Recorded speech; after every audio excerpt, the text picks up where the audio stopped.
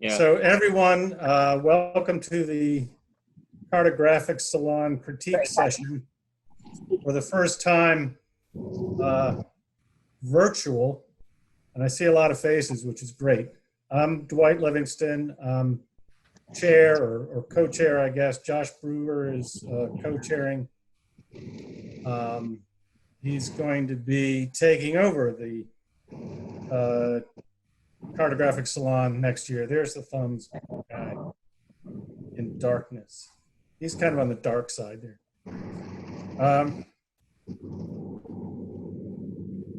But he has kindly made a list of maps and people that we will try to follow, but we're going to skip right along. If someone isn't here, we'll skip over them and circle around back as we can. I do ask everyone, I was going to email this, but it dropped off my radar. Please choose one map. If you've got three, just pick one. And then if we do have time at the end, we got to circle around for additional maps. But until we get through everybody, just pick one of your maps to do. Laura, so there was something else I was going to say. That's all right. Oh, yes. Matt Sherrill, if I pronounce it correctly, Matt. You got it. Okay. Matt is a journalist with Atlantic Monthly. Or Harper's. Which may be the last magazine standing. It's been going for centuries. Is a great magazine.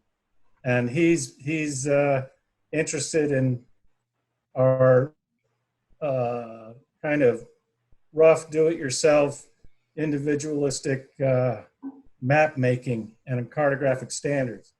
And so he has plans to do an article on it. I'll say that. So he's here. He'll be, I guess since we're recording, he's free to record if he'd like. And so what you say may end up in print. Okay, let's get going then. Laura's still not here? Oh, there is. Okay, Laura is on. And your map, Laura, is King Solomon Cave. And who of the judges wants to go first?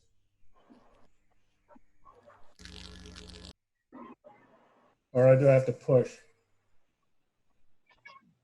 Let's see, is Howard on? Nancy's on. No, wait, that's Carol, sorry. Nancy. Or Mick. Hey, Mick, take it away. Unmute yourself and can you unmute yourself? I have to. You really, is it me? There we go. Got it, Mick. Okay. I can hear you. Yeah, King Solomon Cave. Let's see. Let me pull that up. And I am going to put it up on the screen here. Yeah, I really like that map. General look of it, general appearance, just aesthetics are great. I think the layout was pretty good. We did have a number of picky-ish problems. I think one of my main problems was the text and the symbols are all a little under underscaled. If you look at it at 100% scale, it's really hard to read them. I really had to blow it up to 200%. I didn't have a lot of other problems with it. Some of the other judges were a little more picky, I think, if they'd like to comment. Let me see. Go through my comments again here. Yeah, the north symbol should be a half hour ahead, not 4 hour ahead, kind of picky stuff like that. But in general, I think that map is aesthetically very nice. I liked it.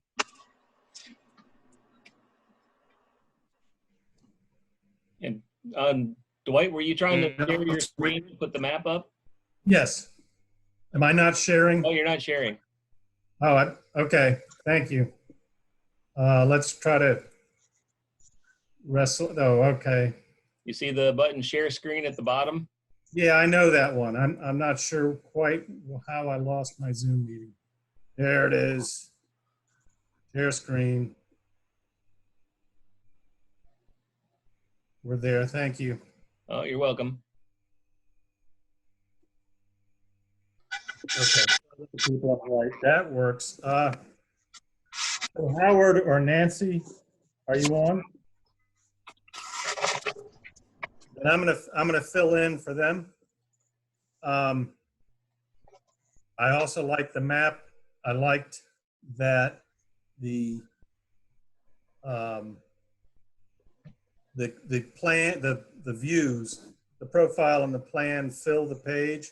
They're not reduced to something too small. The north arrow, which is a magnetic north, really needs an indication of true north. So you could give a declination and a date, or you could just have a declination that would give it to it, or a date, which would make people go look it up. Probably best, though, that you put a true north arrow on it.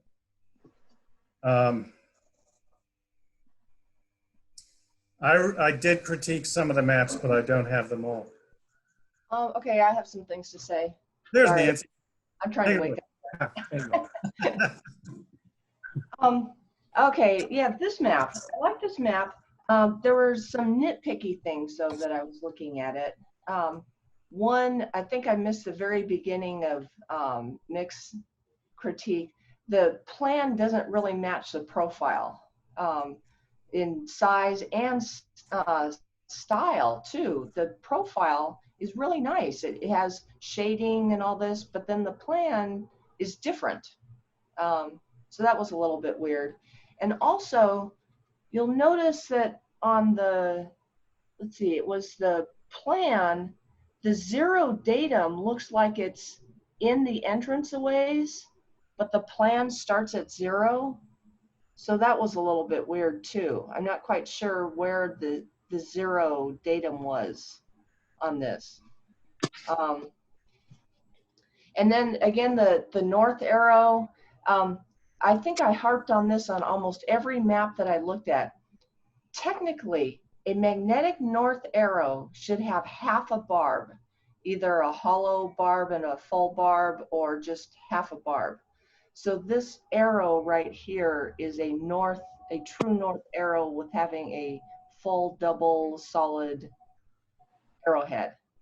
Anyway, that's just one of my little pet peeves. I think it comes up in everything. And then the other little nitpicky thing was the scale on the plan. It's kind of small for the map, but also just says 50 feet. I would have liked to have seen it say 0 on one side and 50 feet on the other side, so that we're kind of looking at, I mean, I'm assuming that that's 50 feet so that every one of those little blocks is 5 feet, but it would have just been nicer if it was labeled a little bit better. I think I wrote out quite a bit on this one. But anyway, as I said, most of them were pretty nitpicky. I like the detail. Oh, I know one other thing I would have done is this plan looks so pretty, but the boulders don't really show up as boulders. It kind of looks like a bubble lamp. I think I would have just lightly shaded the boulders, maybe just a light gray or something. I think it would have really made everything show up as what it is. But other than that, no, it's I like all the detail. Very, very well done. It almost looks like an artistic drawing. Okay. Yeah. Yeah, the drafting is really nice. I just had one more of the picky points, and this I think applies to a lot of the maps. The leader lines look a lot better if you don't run them all the way into the wall, if you leave a little visual gap there.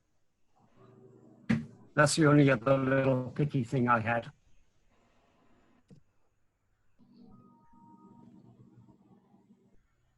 And, did you already say anything about there's 3 branches at the end of the cave. But if you look down in the profile, which I don't think I can scroll down. Anyway, it doesn't tell you like which branch is which. So if you could have had some labels, like over here on the plan, you have the organ room, Crystal Highway. You could have like named the last 3 branches or something.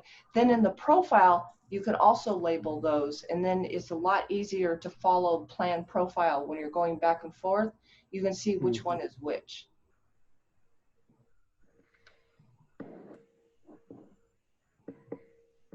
Dwight, can you scroll down to the profile? Yes, Oh, thank you. perfect. Yeah, okay, so now you can see that there's 3 branches at the end of the cave. And in fact, there's some other branches here too, but nothing is labeled on the profile. And it would have been really easy to just kind of like stick in little labels saying what is what on the profile and on the plan. And then when you're going back and forth, you'd say, oh, there's that, there's that. Like even the organ room and I think it was the Crystal something or another is labeled on the plan, Crystal Highway, but then not labeled on the profile. That would have been a really easy fix, and it just would have made it much easier to follow between the 2. Right, and even if your cavers don't name places, which I do encourage because it's helpful on a map, you can just throw a survey station designation on each of these, and then that'll tie the plan and the profile. Okay. Do you have any questions, Laura? No, I think all my questions were answered. Thank you so much for the feedback. It's very helpful. Appreciate it. Okay, great. Thanks for entering. Is Zeke on here? You may have to unmute. Yes, I'm here. Hey, Zeke. Hey, how are you? Thanks for attending here. Yours is Chisholm Chasm. Yes. So let me bring that up. And everyone is seeing that. Yes.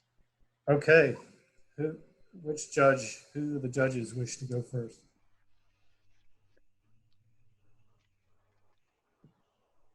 Nancy? Oh, yes. Okay, this one. Okay, this one gave me nightmares. I got to tell you that I was just like, Zeke, you did not put a location on the map. That's like supposed to be one of the requirements of a map. I tried everything. Like I tried finding a north coordinate for your map. TWH, if it had been spelled out, I would have taken that as a location.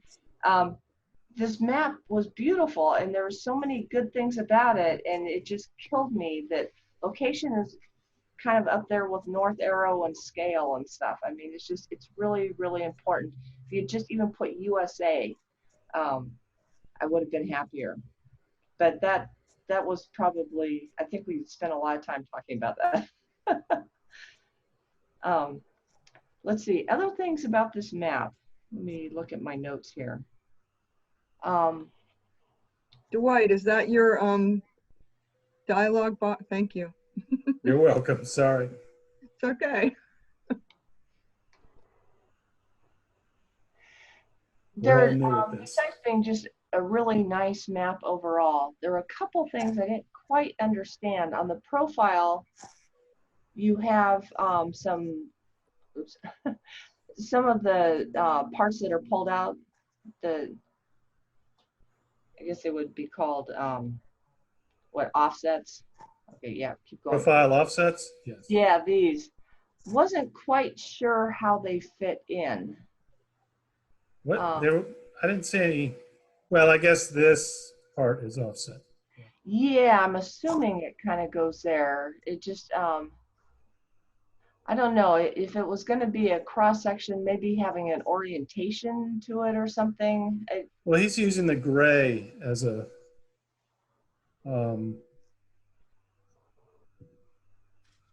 yeah, as the covered, the overlap area.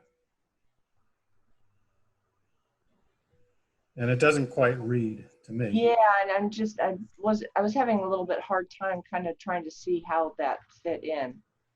Especially since the entrance right here is right next to Lee Dome. I kept thinking, oh, is that part of Lee Dome? But no, I think it's separate.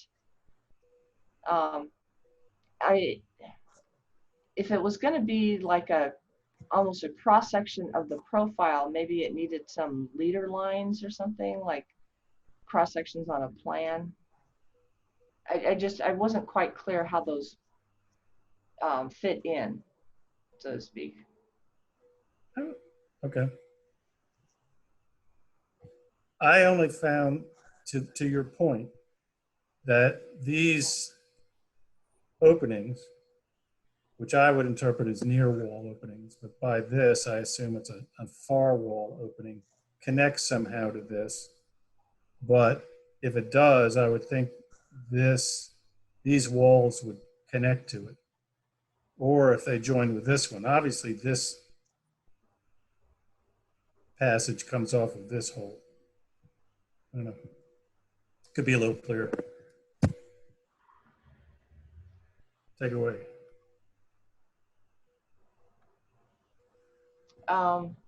Let's see, other things. Oh, you have your name down in the corner in the very, very bottom that is so small. You should put your name up with all the other stuff. Say, here you list all the people and then say cartographer. Put your name. Don't be so shy.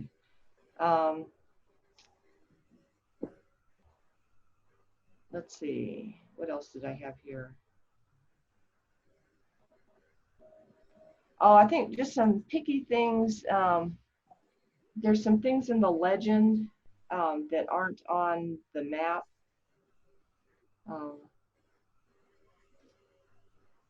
Like the log. Oh, and then you have some red, I think it's red bolts that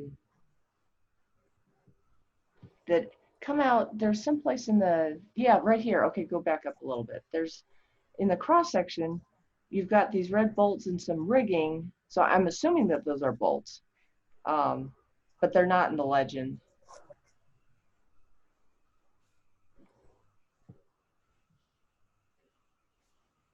May I comment? Yeah, oh yeah, go ahead. Yeah, author is, the map's actually a scientific document, and it definitely needs an author. It needs an author that you can find pretty quick on the map, the designation, so that somebody who wants to know more about the cave, either for scientific rescue, whatever reasons, has someone they can contact to, obtain the data or obtain advice on the cave. That's it. Mick? Yeah, I don't have a lot to add. I certainly second Nancy's comment on the location. I question what continent is this thing even on. Other than that, it's a beautiful map. I have the same kind of little picky points. There are a few inconsistencies between plan and profile, but nothing major. I was confused by the use of the ceiling break symbol on the profile. I think that could have maybe be made a little bit clearer. I'm not sure how, but yeah, beautiful map. I like the color balance. I like the overall look of it. Layout is great. Topo Overlay, nice addition. Oh, I think I found another comment here. It says that some of the cross sections are facing one way and some are facing the other way. Let's see if I can see this here. Yeah, if you just kind of go through the passage, it's a pretty linear passage. So you either need to choose one direction. It looks like most of the cross sections are facing left, but then there's a couple here that are facing right. Those should just be consistent. And I also say here that some of the widths of the cross sections don't match the plan, but I'm afraid that I can't remember exactly which ones. That was happening in a lot of maps that I looked at. I believe that there's a school of thought that cross sections should always be inbound. And I believe this map is following that rule. Oh, I have no problem with them being inbound or outbound. They should just all be in like a somewhat direction. Well, Nancy, the entrance is here. So when you Yeah. come down to this point, anything to the right inbound is going to be facing that direction. And then anything to the left is going to be facing the opposite direction. Okay, we'll go back to the right because it looks like this passage kind of loops around. And then you have a cross section. Oh, I see. So if you're That's coming, right facing, I see. right facing, because I think it connects here. Okay. That's the way I interpreted it. I'd still prefer having them face the whole way. I'm not All a right. big No, okay. I can inbound do guy. that because, yeah, you said that all the other ones like on the left are all facing the same direction. So that's good. Okay. Very minor point, but okay. Some more minor points. I would have made the title bigger. I think it's small. And then the TWH being even larger than the title is, to me, very confusing. It does need a location, has been said. But just in proportions and emphasis, I think the emphasis should be on the title. I think you're burning a little bit of space by having the legend here when it could be over here. If you move this, you could make the map a little more compact. That's just an idea. That's all I got. 922. Is Howard on? Okay. Zeke, do you have any questions? No, I think you answered everything. Thank you. Okay. So Katie Bender. Is Katie Bender on? Hello. Hi, Katie. Thanks for joining us. And you, Foul Pot is your only map here, so that's your choice. Everyone seeing Foul Pot?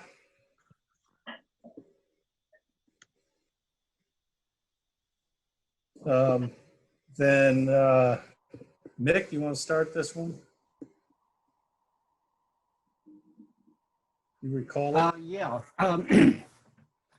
Yeah, I was amused by the title, especially since the thing was apparently remapped by Elsa. Is that right, Katie? Sorry, could you repeat that? Yeah, I was amused by the title, especially since the thing was evidently remapped by ULSA. Yeah, there's a story there. Yeah, no doubt. You can imagine. In general, I really like this map. I think the layout could be improved some. There's a lot of white space wasted. If I'm not mistaken, I think the profile looks to me to be at a slightly smaller scale on the plan.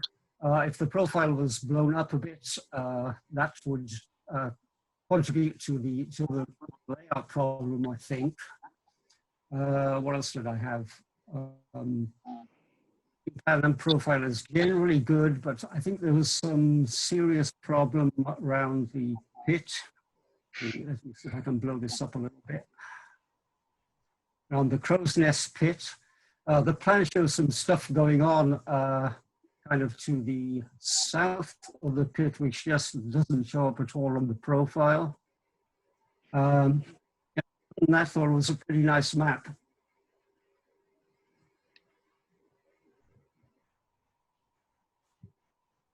On that. The color is generally good. I could have used the blue being a little bit less saturated. It kind of glares out a bit.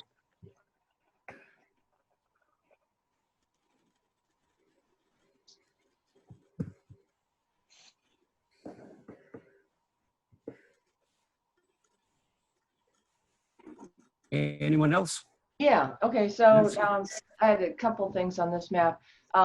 Overall, I liked it. I especially like, there's a few places in here where you say that there's more important speleothems and you highlight them in a different color. That's kind of cool. And I like the profile. Profile has so much detail. It was fun to kind of follow it down.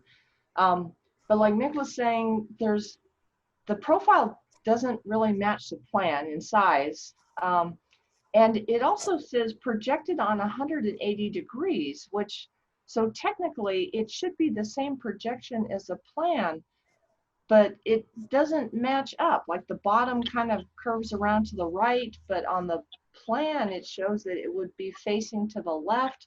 So it almost looks like it was more, I don't know, like 300 degrees or something. I was having a hard time matching up the profile to the plan. So I'm not quite sure what was going on there.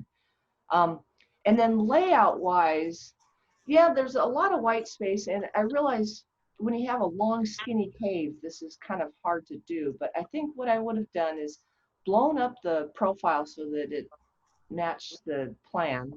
And then probably made the boxes a little bit smaller so the cave looks bigger.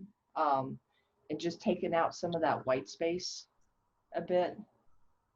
Because right now, like even at this scale, everything kind of pops out, but then your cave is still just kind of this little kind of gloppy mess. I mean, you can't really see it unless you blow it up a lot. Let's see, what else did I have in here? Well, if I can comment on that. I think you are one of the few people that did a north arrow, like everything is there. Double barb for the true north, single barb for the magnetic north, you have declination. That was really nice. I think that was like the best north arrow on the whole lot.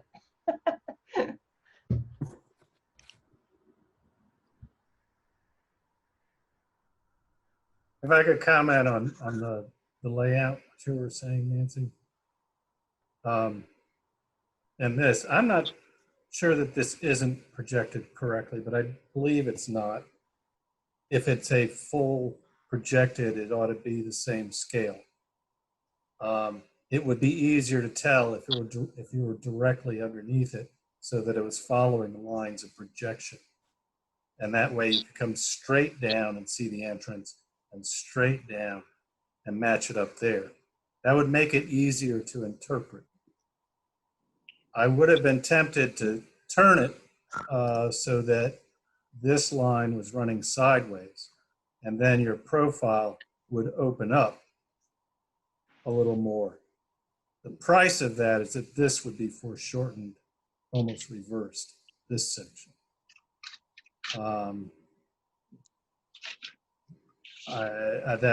That'd still be, I'd be tempted to do that. But I don't think that this line is all that bad, that it would work better if this were projected, if this followed the line of projection. It's just easier to interpret if the projection is aligned. I would say it is easier to follow it, except that again, when you have long skinny maps like this, it might not be that easy. I do like the way that things are labeled on the plan and the profile, so at least you can go back and forth and find out what section you're looking at. Like right here it says, what does it say, Cape Passage, and then Man of War and Crow's Nest, and so at least you can see that on the map, and so you know what little section you're looking at. That helps too. I wasn't getting what you were saying, because this does look at least the correct shape for this, where this FOP extension is the FOP extension, which should stick out to the right. And the sump is right here to the left. So the projection's correct. Okay, well, the whole thing is to the left, but then you notice that it hooks around to the right. And I'm not quite Where? Sure. At the very, very bottom, the doldrum. Here. Oh, the last hook to the left? Yeah.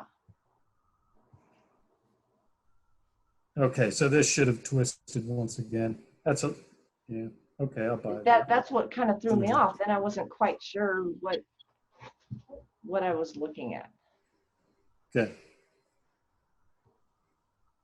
Well, yeah, that's part of why I like it aligned. Because I think it would have been tight because these both follow the same angle. This could have been cozied up right along here. Yeah. Anyways. Where are we? We're at 9:30 with 3 people. So Katie, do you have any questions or comments? I don't think so. And all the feedback on the layout is really useful. So thank you for that. Okay. Anyone else? I think we're set up to be about 15 minutes per map, maybe a little less, but it doesn't hurt to be ahead of schedule. Ben Hutchins. Ah, yes.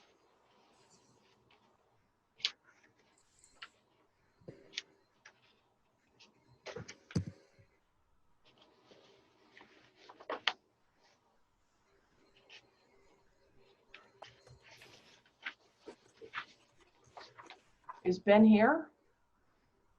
Yeah, I'm here. Oh, okay.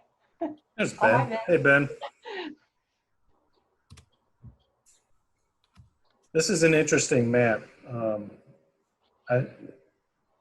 I didn't critique it, but we did talk about it. I know I like the arrangement of cross sections as a profile, but it is a little head bending. But I thought it was helpful. So Nancy, I guess you start off. Okay. Yeah, that's a really interesting way of doing the cross sections like that. I liked it a lot because it does kind of give you an idea of how this cave must have been at an angle, sort of like curving around. Yeah, that's exactly what it's like. Like an onion. Yeah, that's, well, good depiction. Couple things though, it doesn't look like all these cross sections really line up, and I think I especially had a problem with E, because where you have E, it looks like it should have been a lot longer, just trying to do the measurements, and also it looks like there should have been some columns in here where the cross section would have been broken up like C, and it wasn't. Some of the other cross sections just looked right on. It was easy to follow, but E kind of gave me a problem. And then the other thing is you have this really nice, the scale bar on the profile so that you can see the elevation, which is a really good thing. So I know how far above sea level I am. But I wouldn't have, on the other side, I think I would have put like depth below datum. You can do the math if you feel like it to try and see how deep it goes. But I think I would have said one side was elevation above mean sea level and the other side would have been like depth below datum or something like that. Then you could have had like all the information right there without trying to get out your calculator. I think we had a big discussion on the colors. The colors, if you really like those colors, they're great. If not, they're just kind of unnatural and weird. But I also understand that this is just part of the theme. Love the little dancers in the profile. That was really cute. So yeah, the colors, it's just kind of one of these hit or miss things. Either you really like it or you're like, ugh. But yeah, those were really cute. I like those. It was the gold and purple on the, I believe that's the New Orleans color scheme. It's gold and purple. Mm-hmm. Yeah, so I mean, it matches the theme. It's just it's kind of weird for a cave map. So you got to just remember that this is theme-wise. Let's see, what else did I put here?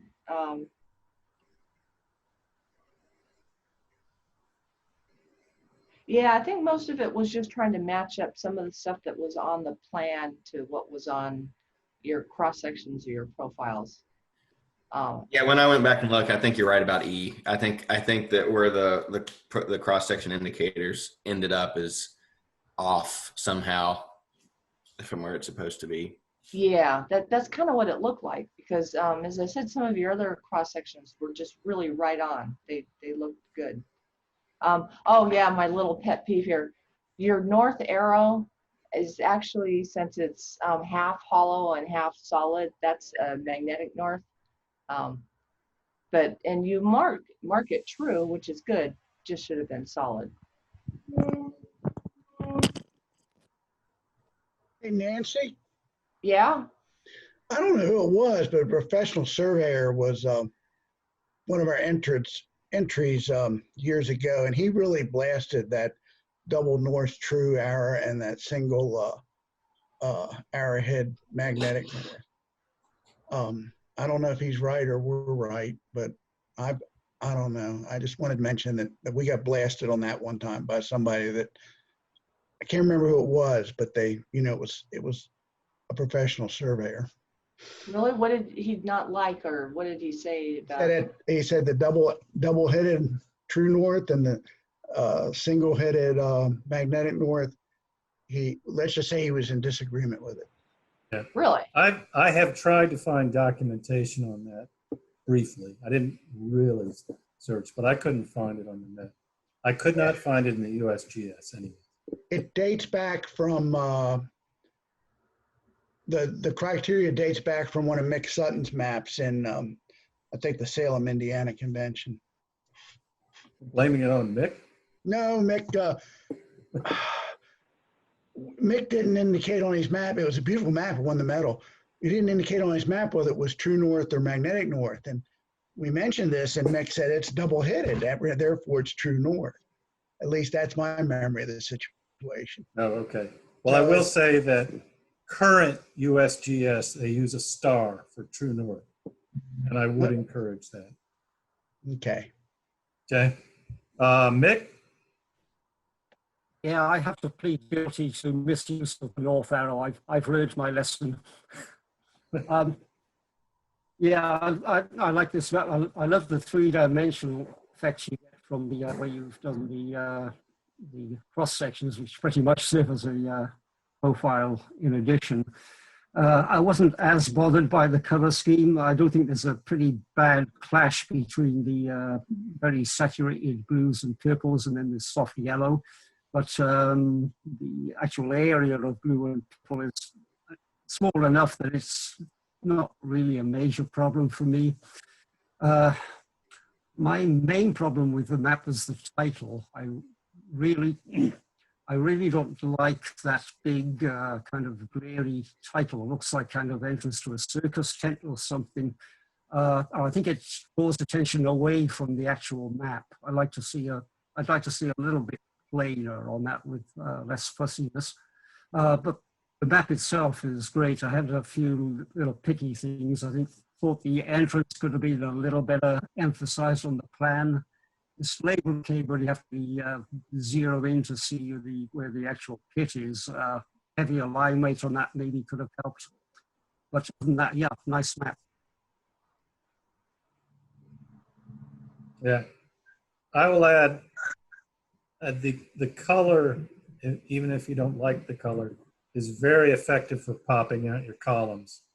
And that's worth a lot to have your columns be obvious. Helps navigation a lot. And Howard's not joined us? That's disappointing because he was the fussiest about this map. I was hoping to hear. Oh, I was hoping to get into an argument. You can collar him sometime, and you can beat it out of him. Do you have any questions, Ben? No, that was great feedback. Thanks. Okay. Hey, Dwight, can you hear me? Who's that? Hey, this is Josh. Hey, Josh. John Zetterberg sent me a message. He's joining us via phone only. Okay. I'm wondering if there's any way he can bump up his map because he can't stay much longer. So I don't know if the judges are on, but just wanted to put it out there for him. Oh, because he's the last one. I'm okay with winging it. We have time. So Let's see. I don't know who's on. Is Dan on?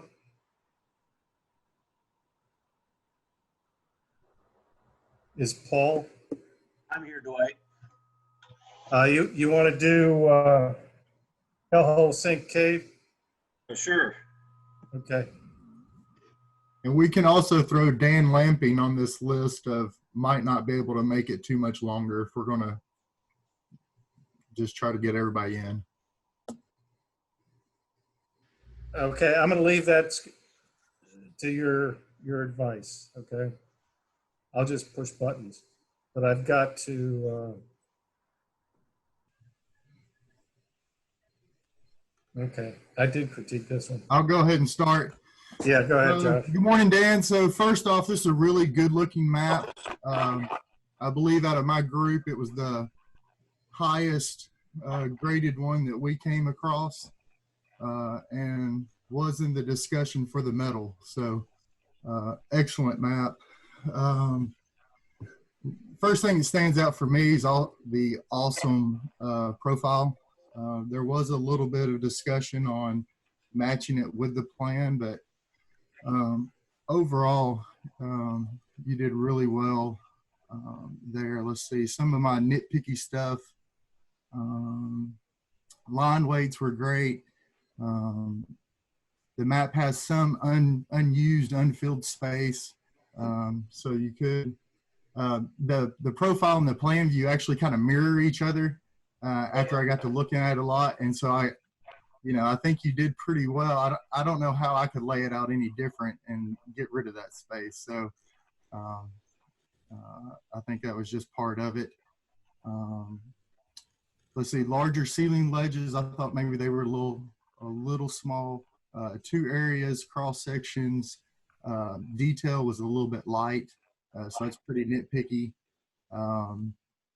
Let's see. Maybe adding, a lot of maps have humans, cavers in their cross sections and stuff. I think that would have sold some of the bigger ones a little bit. And then maybe just throw in water depth and label what unit the rock, the cave was formed in, some easy stuff you can add. But I really liked the map. Great job. And that's all I got. Okay. Is Rod? I saw Rod earlier. So I'm here. Hey, Rod. Thanks for joining us. Take it away. Yeah. Now, I want to start out with something, and I hear this a lot in NSS cart salons. One of the principles in cartography is effective use of white space. If your map is well designed and you effectively use blank space, your map will look much better than if you clutter it up.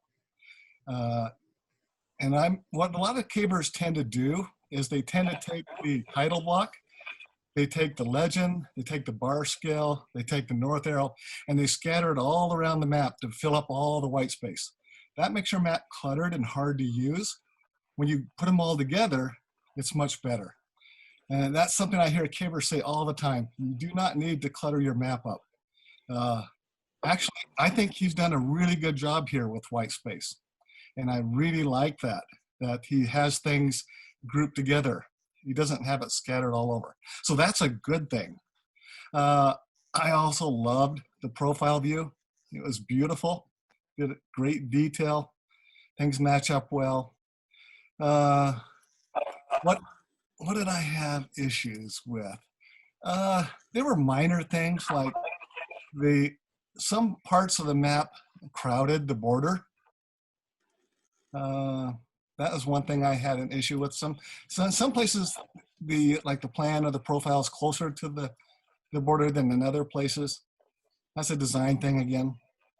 Another pet peeve I have, and I see a map like this, and it's just a beautiful map.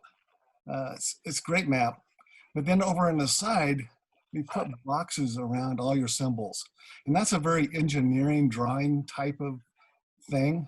And you're talking about the legend? Yeah, and the legend. And for me, I don't like the boxes around the symbols because it makes it look more like an engineering drawing and not as much like a cave map. That's personal preference. I Wow. realize some people don't care. I think it doesn't look good, and it makes it harder to use too.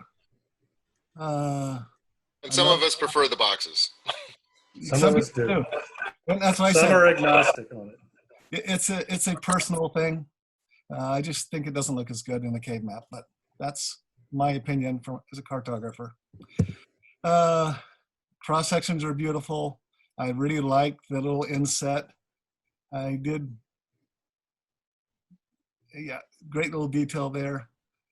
I think overall this is one of my favorite maps, and this is one of the ones that I submitted, and then I think everybody else did in our judges group as the contender for the medal, because it is a very beautiful map and it was well done. Thank you. Excellent job on the profile, Dan. Talking here, the mistress of profiles. I thought you did an excellent job. How you shaded the walls and how you showed depth. That was excellent. Thank you. I probably looked at some of your maps to get some inspiration from it. Is Carol Yeah, I'm with here. us? Hey, Carol, you're on. Okay.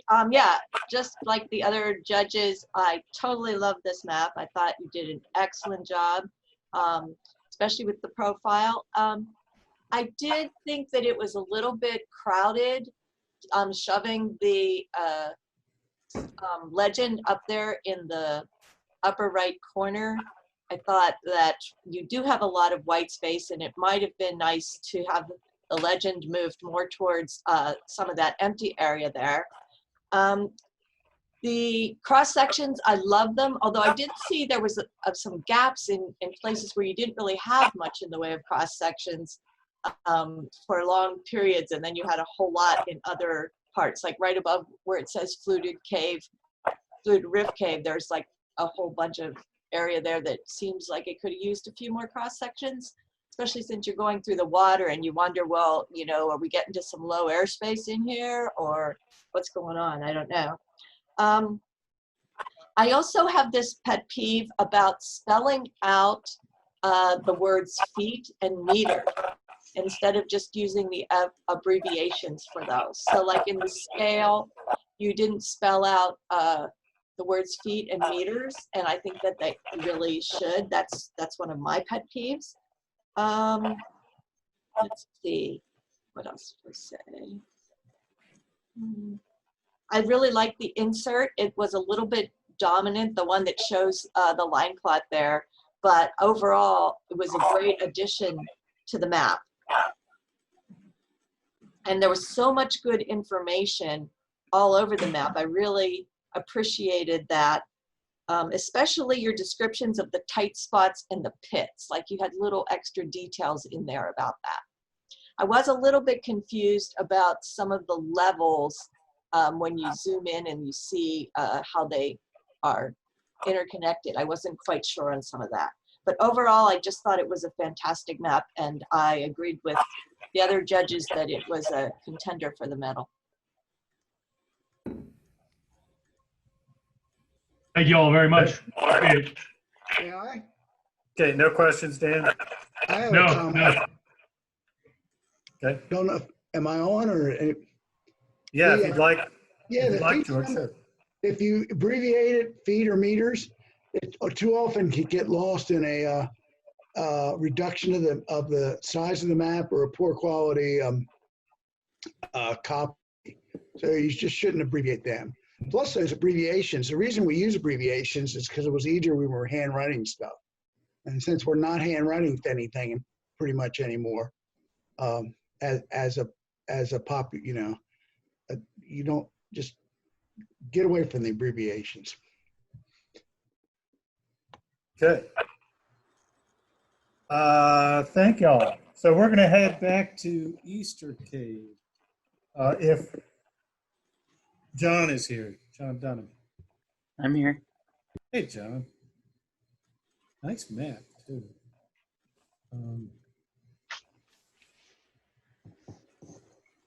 Actually, I voted this for medal. So Let's see, is Howard still missing?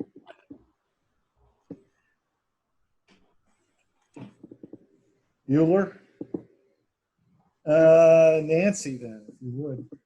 Yeah, so yeah, this was very, very nice cave. Very nice map. Okay, so for some of our nitpicky things here, really like the colors. Learned more geology than probably we all need to know for not being geology majors here. But yeah, it really came across, really liked the explanations. I had some problems with the colors in the plan and the profile, and really liked the way that you do the colors in the profile to kind of show depth and stuff. But then I was looking at the offsets in the ladder entrance area, and I was trying to match the colors that you were using for the offsets to the profile and the depth, and I was having a really hard time. And I think we finally figured that they're not the same. Even though it's the same colors that are being used, they don't mean the same thing in the plan and profile. So that was confusing. Like either you need to use different colors or you need to match the colors or something. But so that was one of my complaints with this one. And then the other thing that I noticed is that on the plan view, there's just kind of some blank white space, and I wasn't sure what, like if that was a sediment layer or, I mean, what was going on there. It was just sort of, or bedrock. This is a geology map, so I would think that it would have been filled in, but yeah, like you can see just. Here, are you saying? Yeah, so I wasn't quite sure what that was. Okay.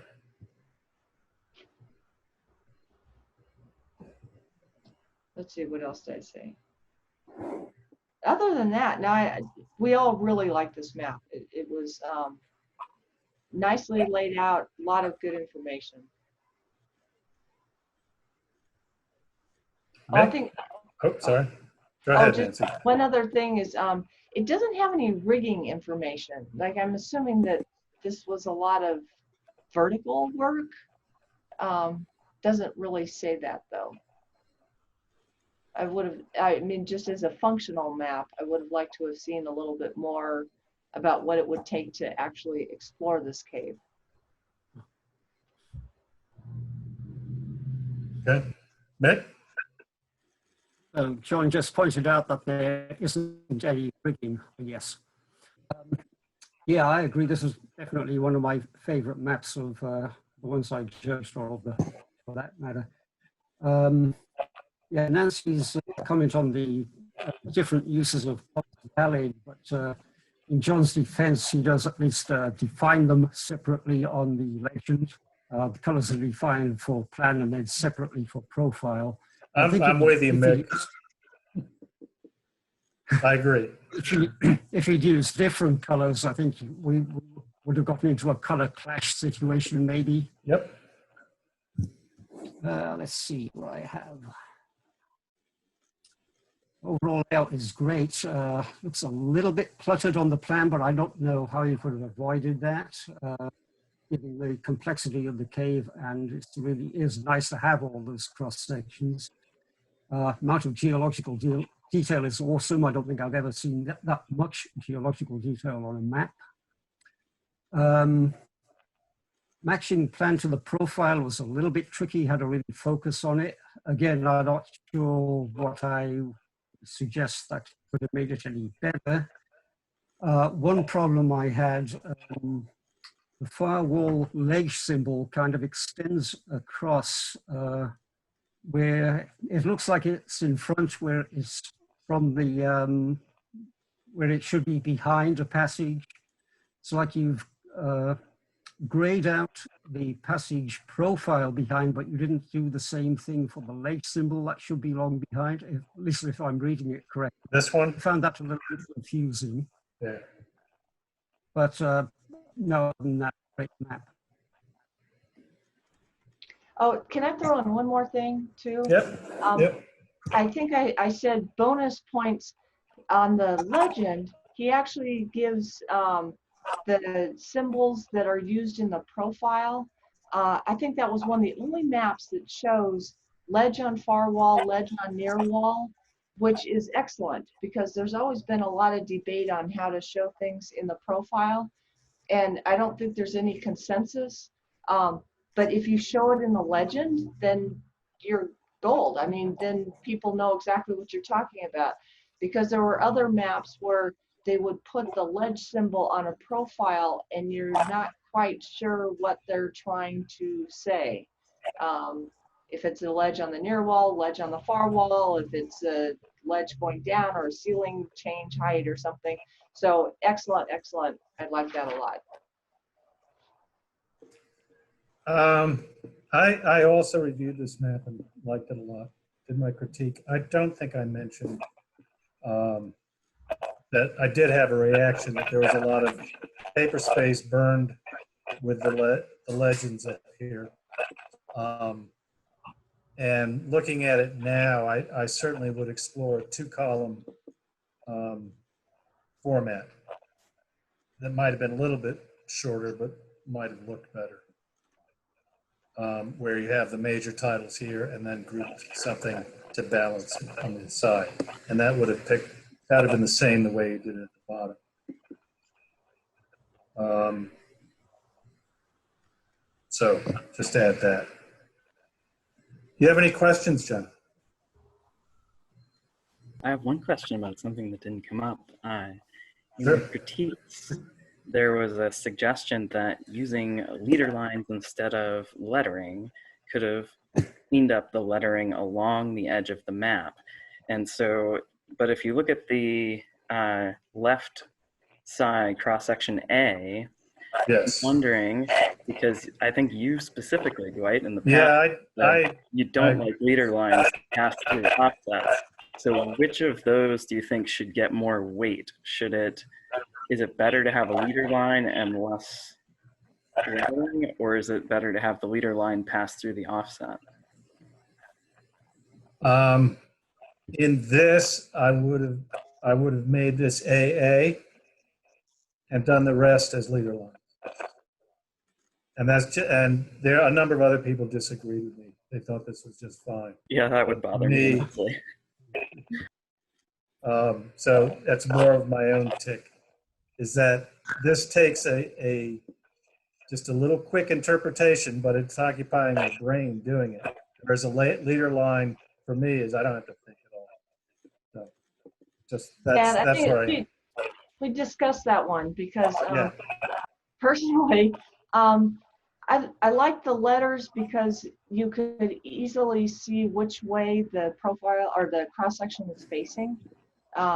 Which again, leader line shows you right where it crosses the passage, but you still have to look at the tick mark and then try to orient the cross section. So yeah, it's hit or miss. I had no problems with lining up the letters though. There you go. All right. You'll get different reactions. I thought it was an excellent map, John. This is Pat. Yeah. I love the geology. Thanks, Pat. But you That geologic column was your suggestion. What's that? I said that geologic column at the bottom was Pat's suggestion. Oh, okay. Good. Okay, thank you. Is Mike Van Note? I think I saw Mike come on. Oh, and you're right. I see you. And you're not muted. I don't hear you. There we go. All right, let's go there. We're going to the Orchard Ridge Cave System.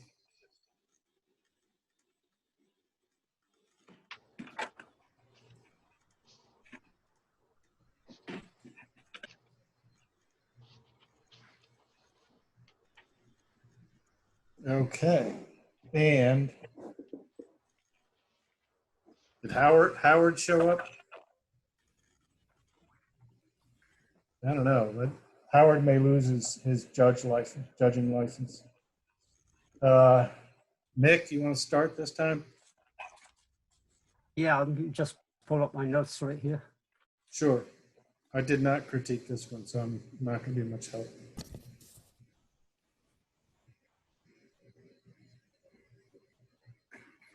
Yeah, it's a hell of an impressive body of work. Really complex, long system. I had my main problems, I think, were with there's a lot of clutter, especially around the western edge of the map.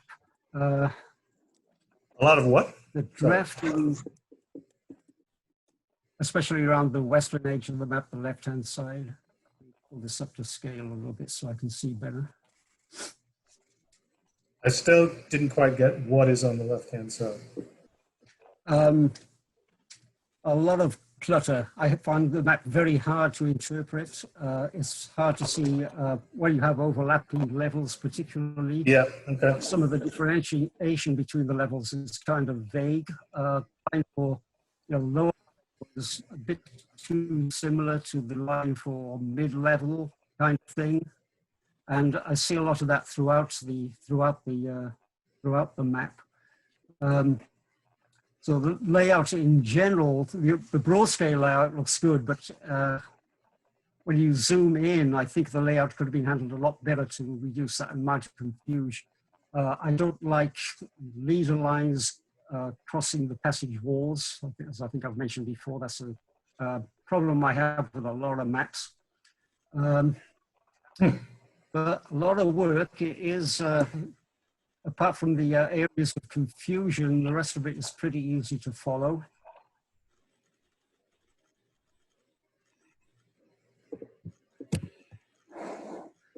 But I have just too many little problems to really highly recommend this map with general detailed layout, confusing drafting and such like. Okay. Yeah, so my comments, I'll do just more kind of the overall layout on this. All right, so when we're looking at the whole map, kind of as Mick said, there's all this stuff on the left-hand side of the map, and then there's kind of all this white space on the right. And I think the problem was, it looks like Horse Collar Cave. You tried to put this as exactly as the perspective if you're looking down from space, where Horse Collar Cave is, that's exactly where it was in relation to the other cave. But I don't really think that's necessary, because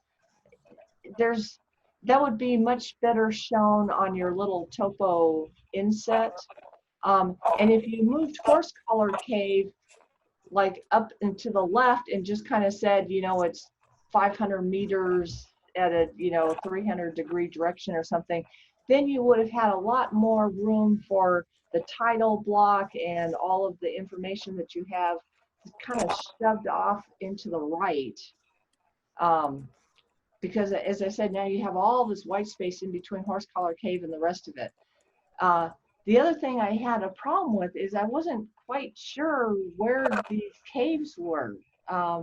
Like you talk about Hell's Hole, but then it was hard to see where the cave was. Either the titles need to be bigger and clearer. So we had a hard time kind of trying to match up those. And your topo inset, I mean, it's great because it kind of shows where the main cave is. You could have put a lot more information on that. Just, let's see, yeah, if we can get. All right. I don't know what's going on with the controls. There we go.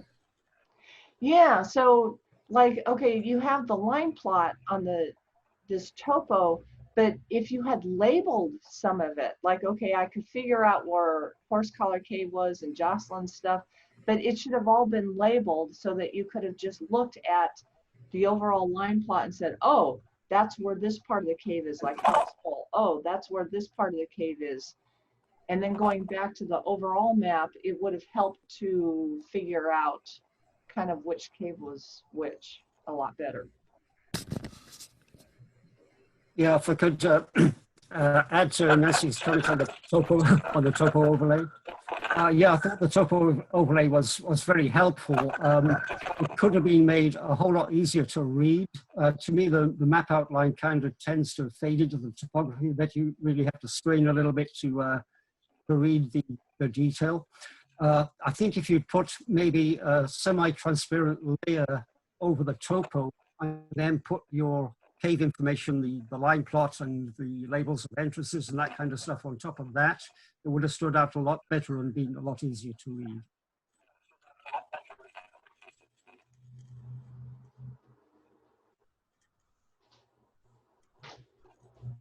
Okay. I do agree with the cave label size.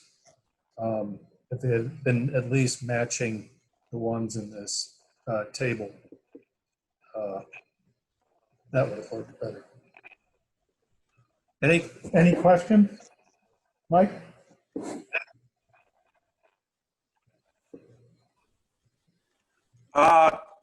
Unfortunately, my audio is very poor, and I only caught about 25% of that. Hopefully, I'll be able to get it off the recorded version at some point. Yeah. I should explain a few things.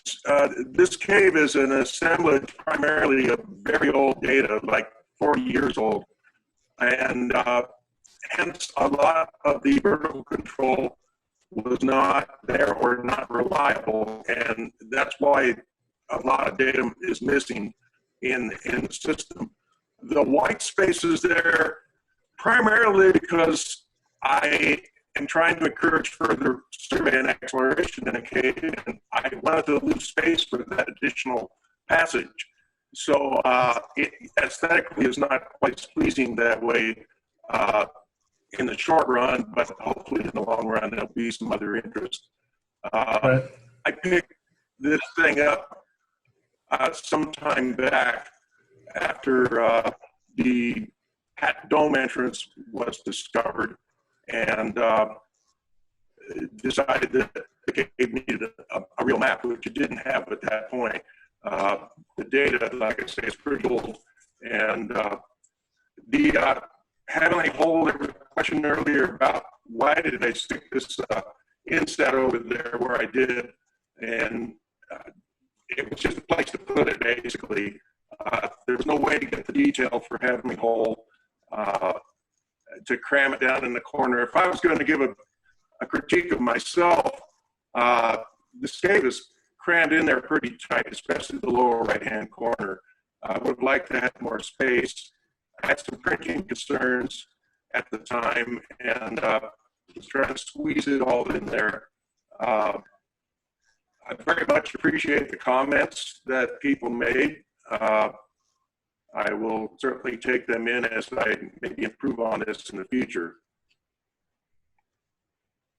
Okay.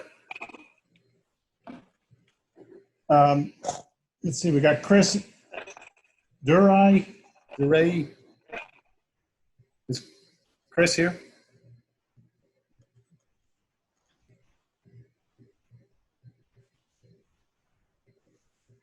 Okay. Then Hans Bodenhammer. Is Hans here? Hans isn't going to be here. Chris bugged out like 5 minutes ago. Couldn't last any longer. We're that terrible, are we? Then Ryan Hoffman.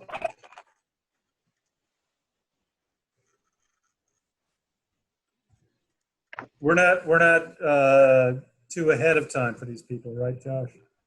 I never set out any times. Right, that's what I thought. Okay, Gary Petrie. I think he's the one who was going to join us after 1 p.m. if we were still going. Oh, we're definitely not. We have to give this up. Okay. Then Beverly Shade. Oh, she's here. Okay, good. Morning, Bev. See here. I'll go ahead and start. Sure. So I'll go find this this map. What do we got here? Happy Crawfish Cave. I'll tell you, I spent probably as much time looking at this map than any other map we had. When everybody else sees it, you'll understand the complex nature of this cave. And so it took me a long time to get away from how complex the cave was and how I wanted to score you just for taking on such a complex cave, and had to be reined back in a little bit by the other judges to say, hey, you know, we're looking at the math and not how great of a accomplishment it would be just to take this thing on. So this thing is pretty crazy. You can see there's 5 different levels of plan view. In my comments, you know, for everybody listening to me, I wrote my comments in a point of view of how to score more within the salon. And so a lot of my comments are, if you only scored a couple of points in the categories, my comments were how to do that both, so, or how to increase your points is kind of how I looked at this. Multi-level passage going off everywhere, complex, doesn't seem to do it justice. Labeling all of your side leads. So your profile, I believe you have 12 side leads that look like they're popping off. The plan view has 3 question marks. Maybe, I don't know if you like numbered them or whatever. I know that all of them in the plan view aren't going to show up on the profile view, but the ones that do come across in the profile view, maybe labeling them a little bit better. Let's see.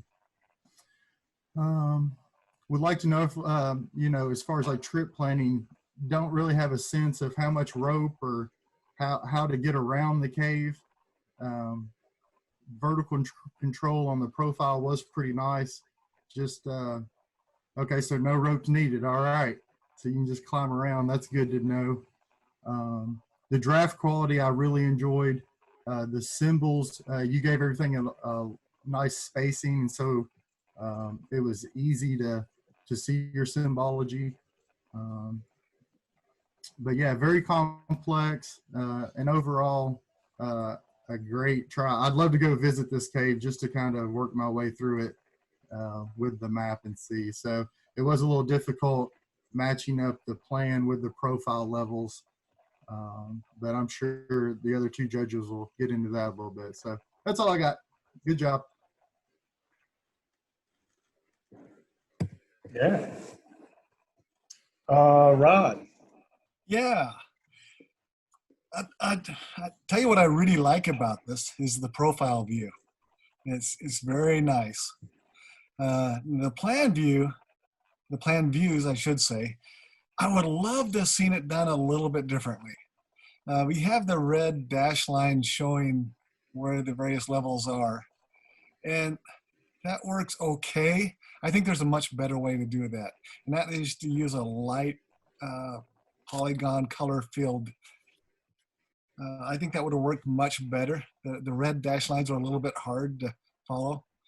Also, I felt like the plan views are a little bit crowded together, and it'd been nice to spread those out just a little bit. One thing I like to do on my maps is when I do these same type of levels in a plan view, so I like to put a box around it, and then it gives it kind of a point of reference so you could easily see how they relate to each other. I mean, you could figure it out here, but you have to spend a little time looking to figure it out.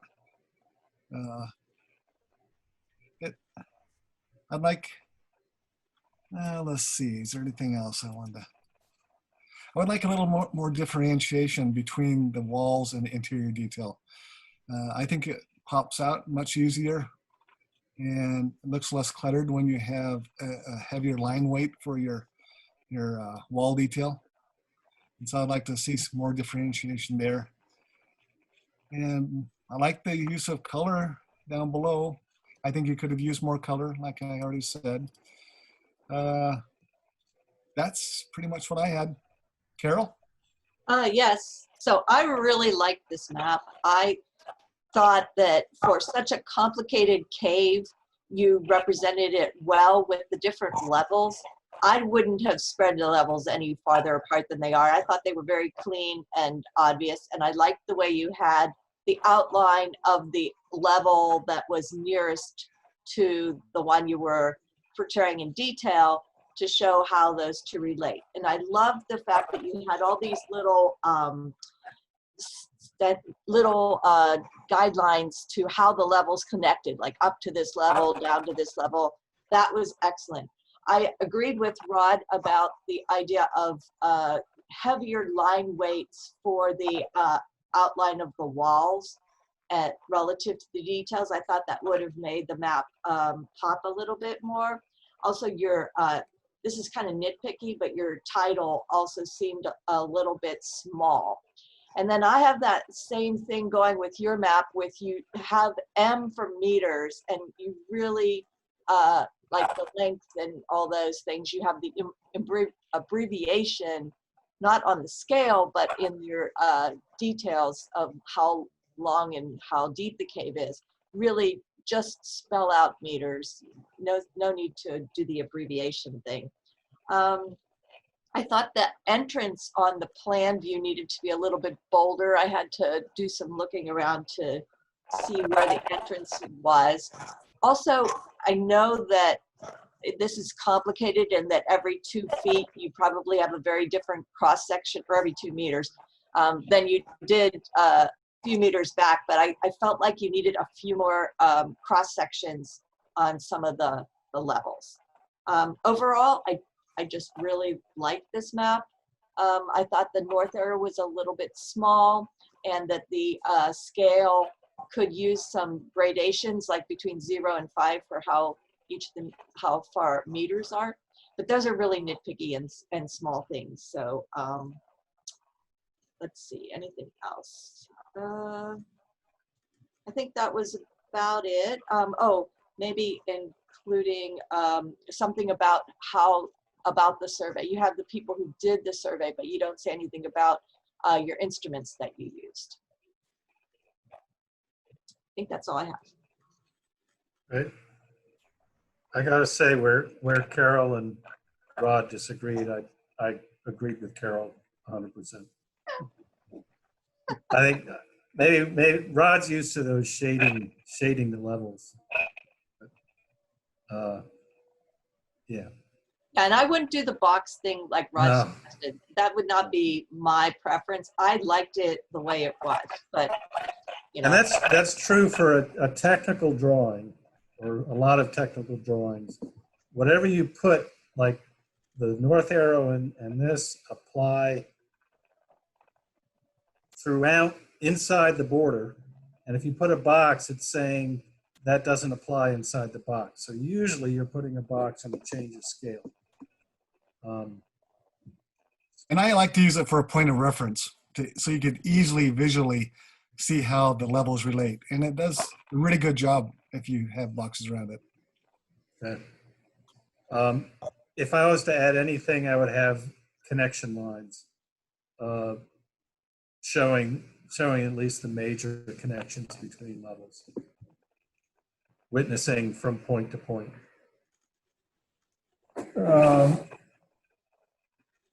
Okay, then Bev, any questions?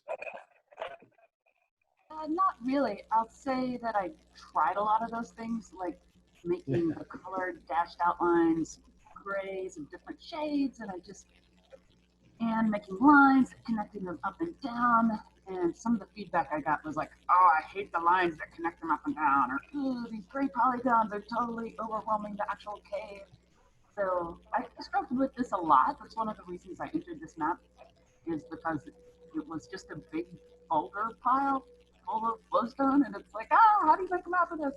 So it was a good experience, and I really appreciate the feedback. I definitely struggled with the line rates as well. Yeah. Really good. I think this map is outstanding. Okay. Then we're at Pat. And I know Pat's, or I hope Pat's still here. For Marie Jean? You better say the title. It's Grotte Marie Jean. It's in French, obviously. Yeah, Grotte Marie Jean. Okay, then let's go reverse. Carol?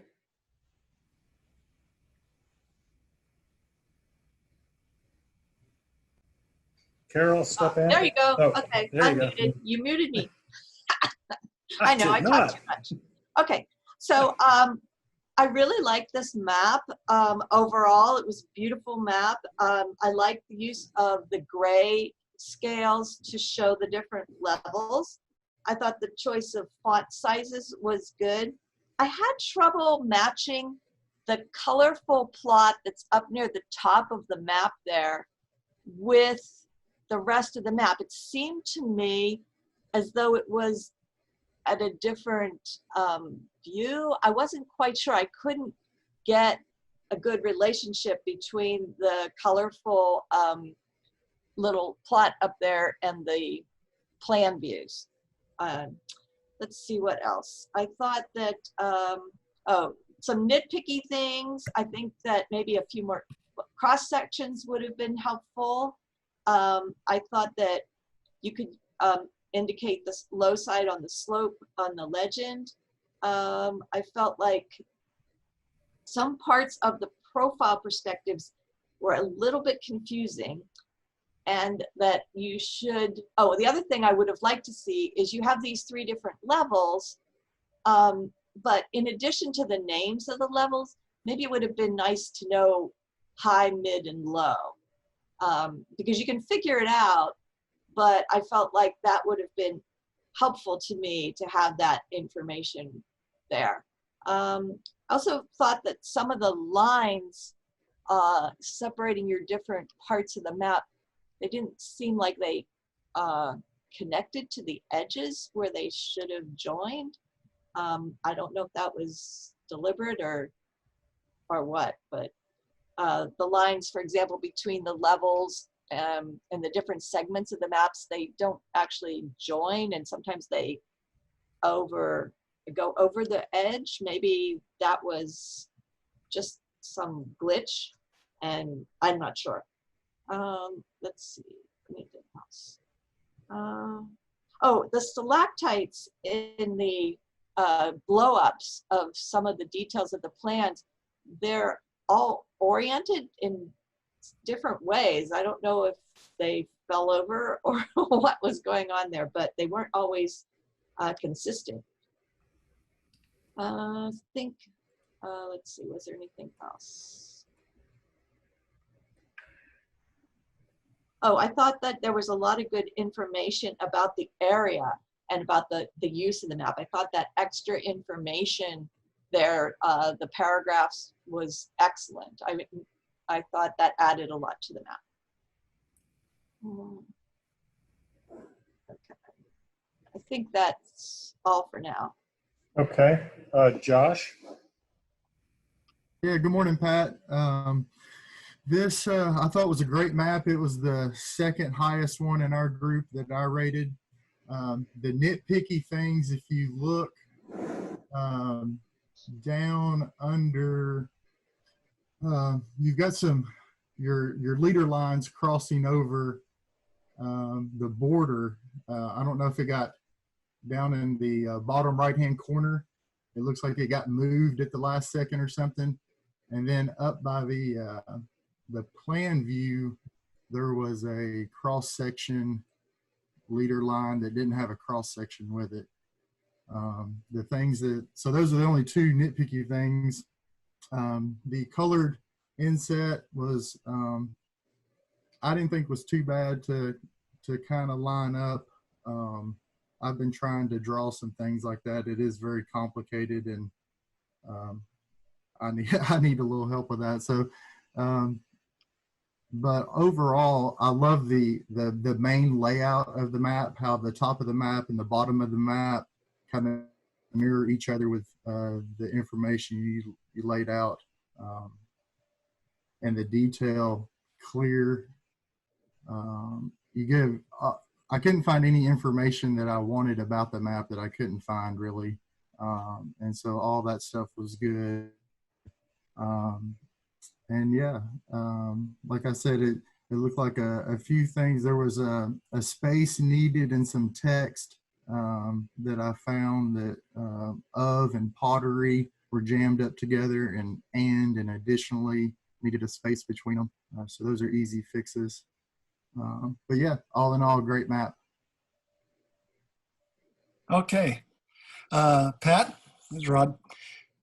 I'll tell you what I really like about this map. I like the inset map with the location. That's really nice. I like the gray shaded levels on your map. I like the colored polygon, at least the idea of it. I think it's a great idea. And it was helpful. When it comes to colors on maps, I like to use pastel colors and not try to stay away from kind of garish colors. So if you use pastel, they just makes it look better. But I think one of the big things for me about this map is it's just too small of a scale. There's tons of great detail in the plan view if you really, really, really blow it up. And I think it's just too small scale. It needed to be larger. The other thing that really stood out to me is down in the legend, the symbol for stalactite and stalagmites are reversed. And that was pretty distracting. And then those leader lines, the horizontal ones that are offset past the border, and the one at the top below the title block is real close to the border on one side, and nicely spaced on the other side. So the spacing could have been a little bit better relationship to the border. Yeah, more cross sections would have been nice. And besides that, I think it's a pretty nice map. Oh, I just want to add, if you don't mind, I think the detail is beautiful, as usual, Pat. It really is exquisite when you zoom in on it. It's a little bit hard to see it when you're farther out, and it sort of all blends together. But overall, the quality of it is good, really good, as usual. Well, so I have just a couple of different comments. And I should have labeled the colorful plot is a profile, a true profile, whereas the other things at the bottom are perspective views, and that's why they don't match. And the reason I use perspectives is because it's hard to show, to me, the cave to its full advantage in a profile, in a strict profile. And so, but I should have labeled it as such. So maybe there was confusion there, which is no big deal. And this has like nothing to do with anything, but I wish I could come up with a symbol for speleothems that was not dependent on direction. Yes. So, and I don't have a good answer to that. But other than that, I appreciate everybody's input. Oh, on cross sections, the only thing I can say about that is I need to beat up my survey teams to take more cross sections. Yes. I will add, as I told you, Pat, before, this is the first instance that I've seen. And it always enters my head that you would group offsets and profiles of the offsets into and pair them up locally. I've thought about doing that in some cases, and the cave just didn't call for it. And I think this cave does call for it. And I'm glad you stepped up and did it, so that there's a separation, you know, that this local, essentially offset plan view goes with this offset profile view. So I'm glad to see it done. That is very innovative. Thank you. Overall, I agree mostly with the scale. issue. I do wish these were much bigger in relation to the size of the paper. Well, so my biggest fear is someone's gonna zoom in so close that they're gonna see like that I didn't close every polygon.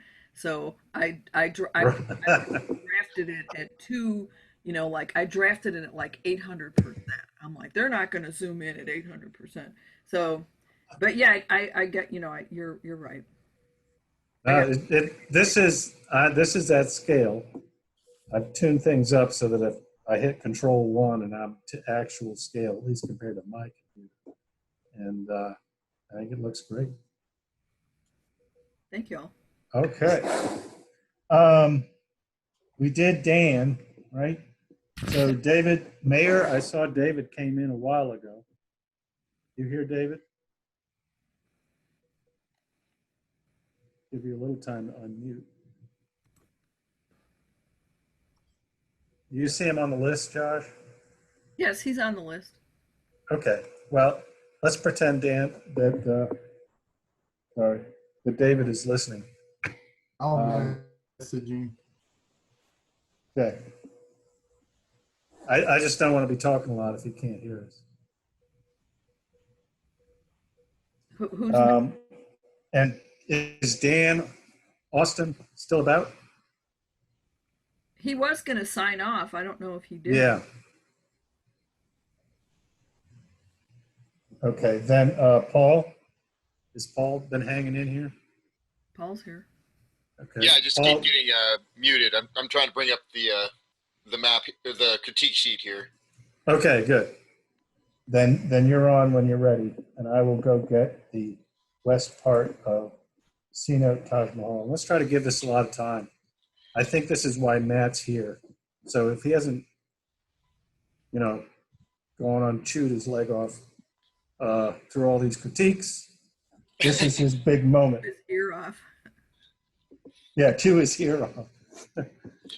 Yeah, I mean, kind of universally in our group anyway, we were, absolutely thrilled with this map, particularly the innovations using the different shades of blue in the water to indicate depth. We thought that was really cool.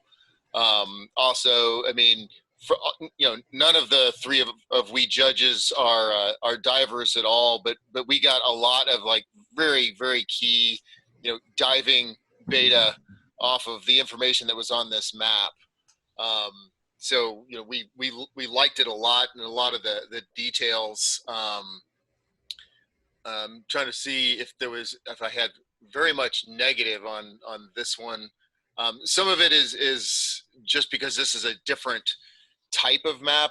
Again, sort of like the web map, this particular map serves a different purpose than the normal, subaerial type cave map.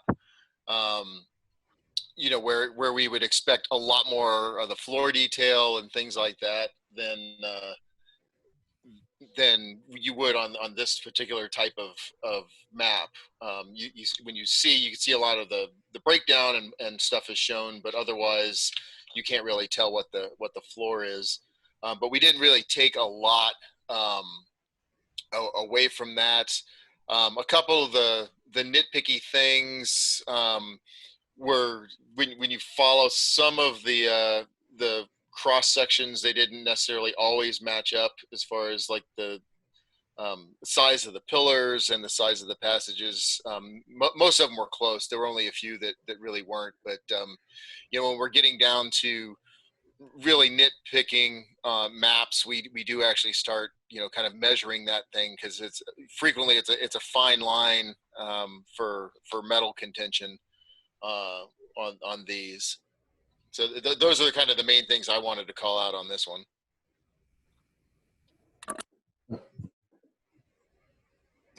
Okay.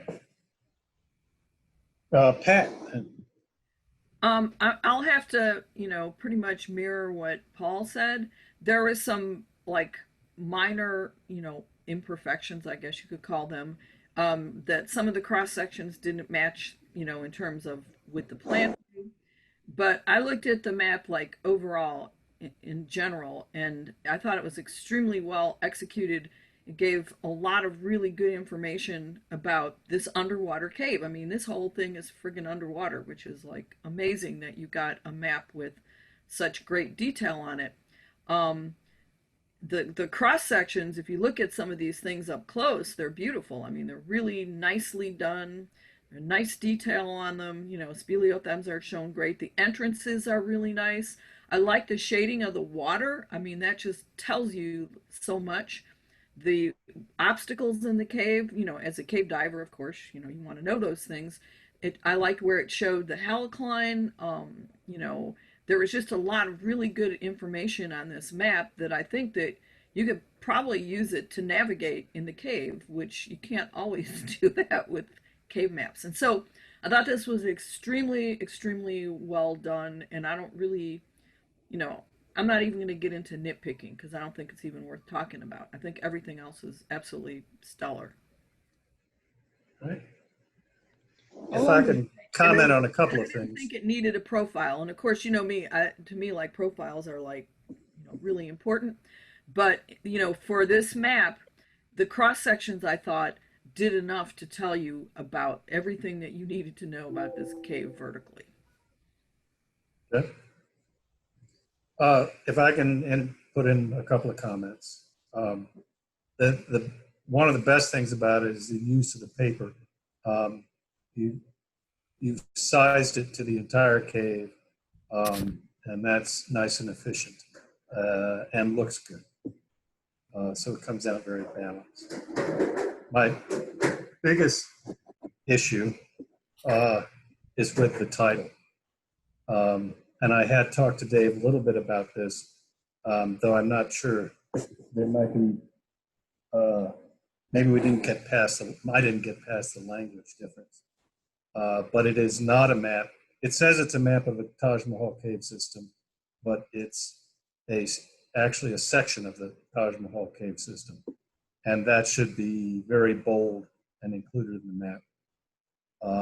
And usually the next thing you want to know is where it is. And so I would have had it a little bolder and right under the title of having the location. So those are my comments. But obviously a beautiful map, and I concur fully with it being a medal winner. How long did it take to survey it? I'm not sure, Dave, we haven't heard David, so he may not be able to speak. Or are you saying it should be listed here? No, I'm just being nosy. I want to know how long it took to survey it. Well, those are things that you ought to find on the map. So I didn't do, here we are. October 2017 to May 2019. Wow. A lot of work. Yep.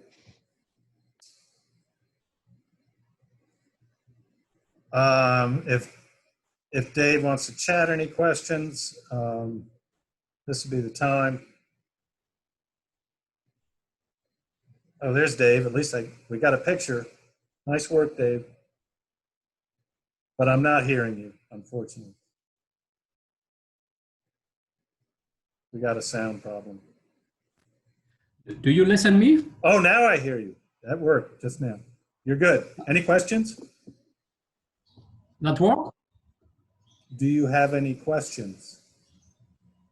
Thank you. Thank you. Yeah, my English is not very good. It's an underwater cave, and for this this part, I take like 110 dive. It's like 200 an hour on the water, and 400 hour on the computer with Illustrator. And yes, my plan was to make a cross section about one part of this cave map. Just the cavern part was important here for the business, the cavern diver. But it's a little bit hard. I have made a section, a cross section about all the line of the cavern, but that don't look very nice. So for that, I don't put on on the map and make all the cross section of the caves, or each part of the section, the waterfall and cavern and more food, the downstream. It's a lot of job, and it's for cave diver. This map is for cave diver. I do that for cave diver, and it's not really interesting to have the profile of all the cave. So I have more concentrated my work on to make the map and cross section interesting for cave diver. Well, great work.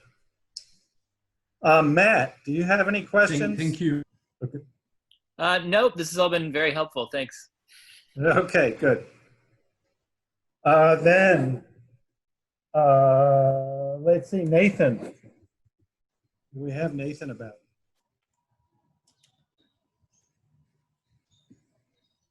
Yes, I'm here. Good. Then we will look at Beach's Labyrinth. Bring that up.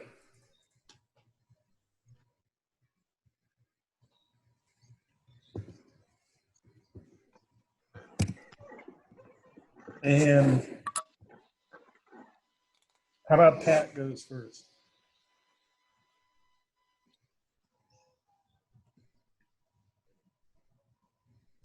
If we still have Pat. I'm not muting anybody. I don't know what's going on. Okay, I'm here. I'm sorry. Okay, Beach's Labyrinth. Let me see. What did I say here?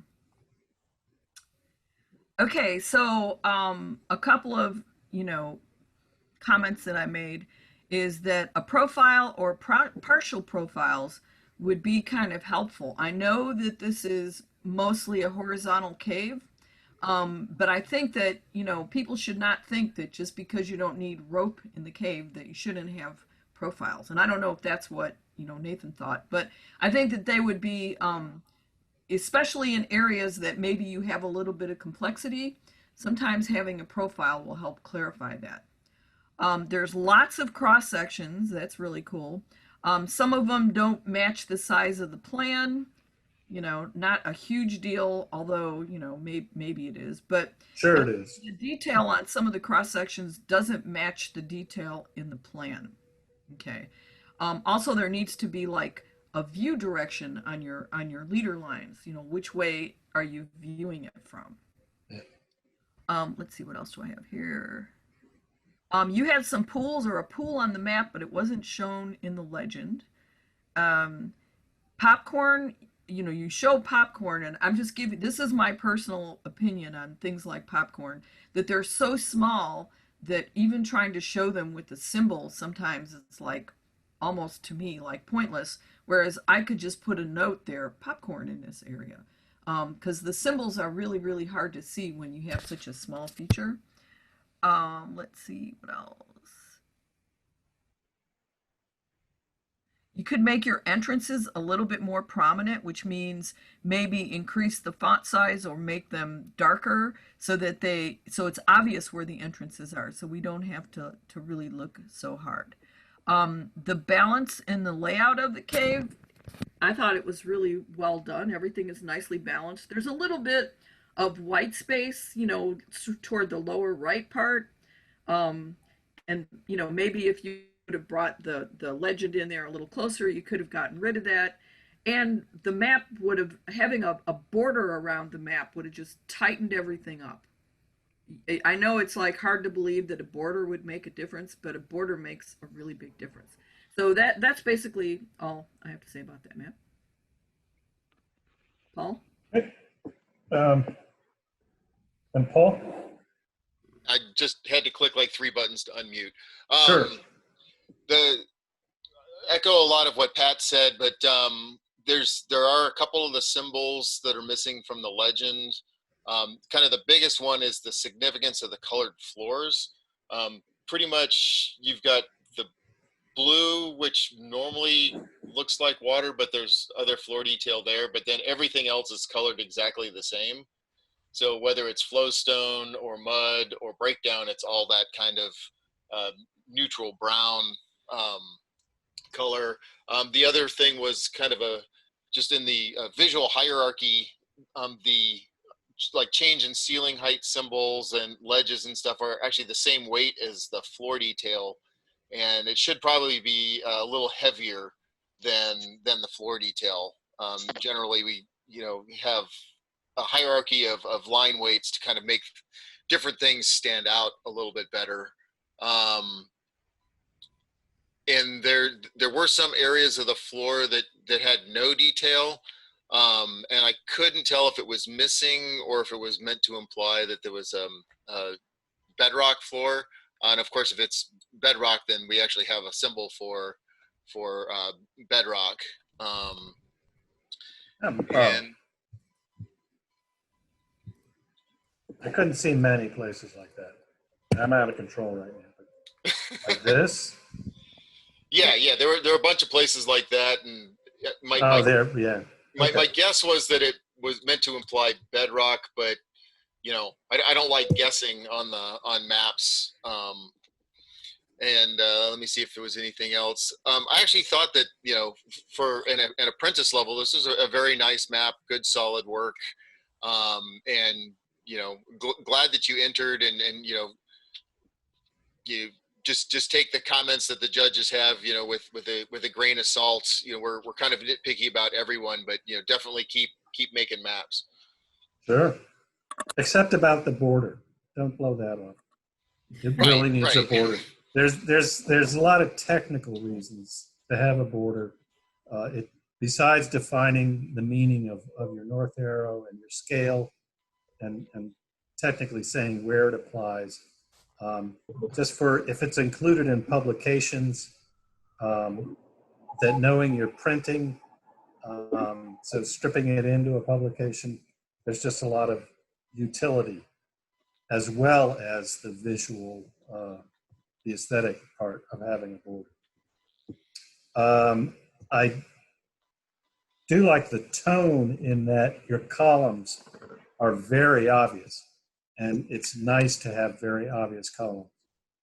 I still would have lightened up the brown, so it's not quite bearing the detail. And then lastly, there's a thing that I always think of as chickpea breakdown, with a line through the center. It always looks like chickpeas to me. Chickpeas. But it would help, and it's a lot more work, I grant, but to have a thinner line indicating the edges of the boulders. And a thinner interior line ends up looking much better. That's what I got. What do people think about for this kind of maze cave, shading the passages versus shading the wall? What? Or shading outside, shading the bedrock. Exactly, yes. Yeah, I personally, it's a personal thing. I hate that back shading stuff myself. I think it takes over and draws attention to the wrong thing. I think shading can be very effective. It just depends. Sometimes what you have to do is do it. And then it's like, it either works or it doesn't. And when it doesn't work, then you don't use it. Yeah.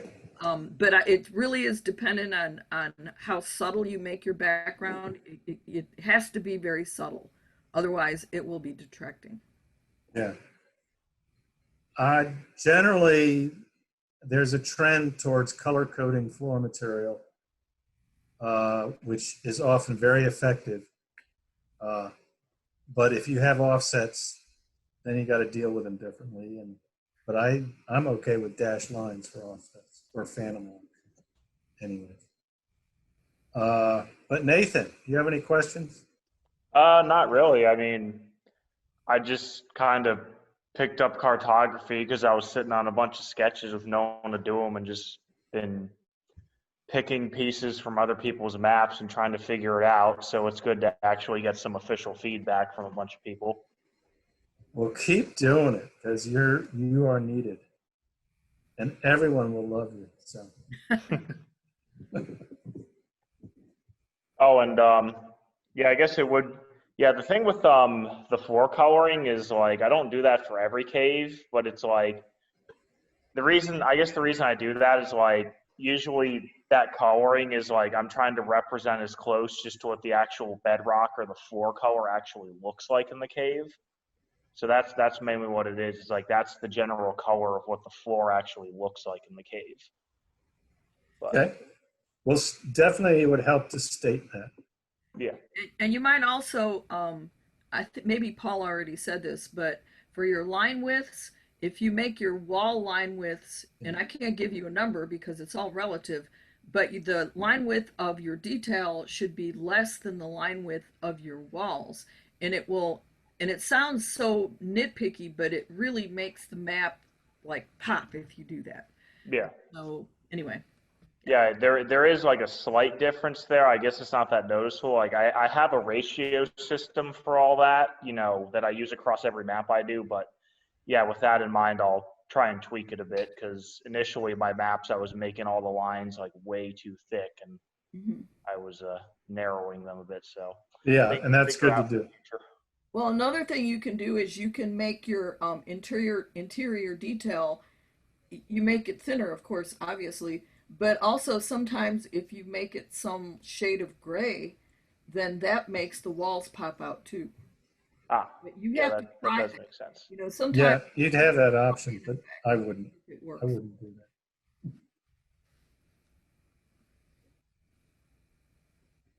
Now, I guess one of my questions then, if you go to the pool over where, in the middle where you have a ceiling height's like 21 feet,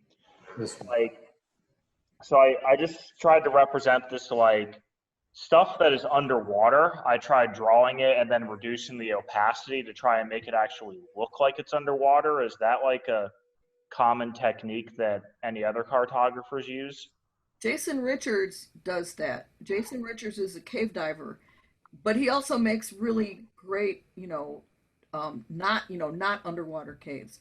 But as far as his pools and stuff, and I think Peter Sprouse says the same thing, is if you can show what's on the floor, you should show it. And sometimes, okay, yeah, I pulled it from Peter from looking at some of his Yucatan maps. Yeah, I think that's where I pulled that from actually. Yeah, I think that's a great idea, and it just needs to be more contrast. They need to be more faded. And the line widths need to be narrower. And also in your cross section, remember that the cross section is just the shape of the cave. So cross sections don't show what's on the far wall. They just show the shape of the cave. So you don't really need to show anything on your far wall.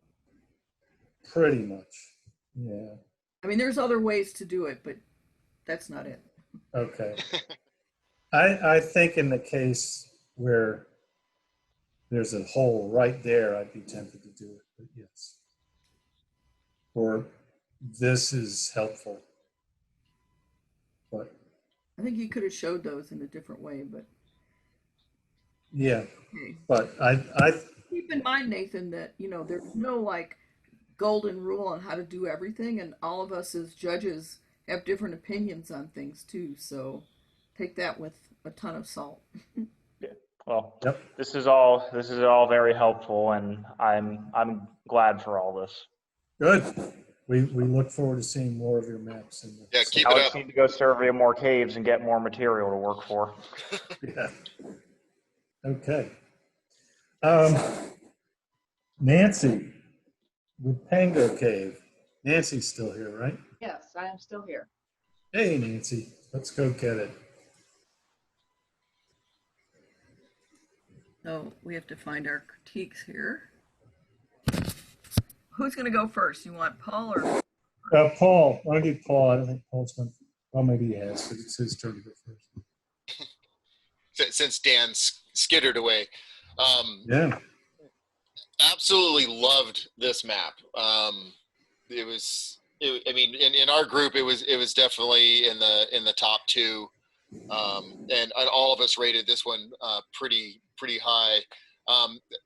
Again, it always comes down to some of the nitpicky stuff. The datum wasn't shown on the plan, and even though you've got a profile, a lot of us still like having some vertical control on the plan view. You know, I mean, it's there by looking at the profile, but a lot of us like having it in both places. Great detail, very sharp and clean. All the different viewing angles for the cross sections and stuff are clear and consistent. The couple of other kind of on the nitpicky sides, the dark shaded areas that are presumably pillars aren't on the legend, and they're not consistent between the plan and the profile. Let's see. I think I actually made a note that I changed because I ended up seeing later. So I'll ignore that one. This is a column. Yeah, and Okay. it's just not shown on the legend. I mean, you know, obviously we can infer what it is, but it doesn't have that same shading on the profile view.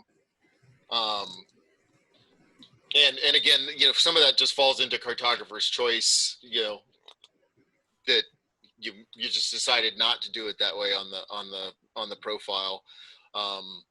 You know, and I do enough oddball stuff on my maps that I'm not really going to critique too hard on the personal preference kind of thing.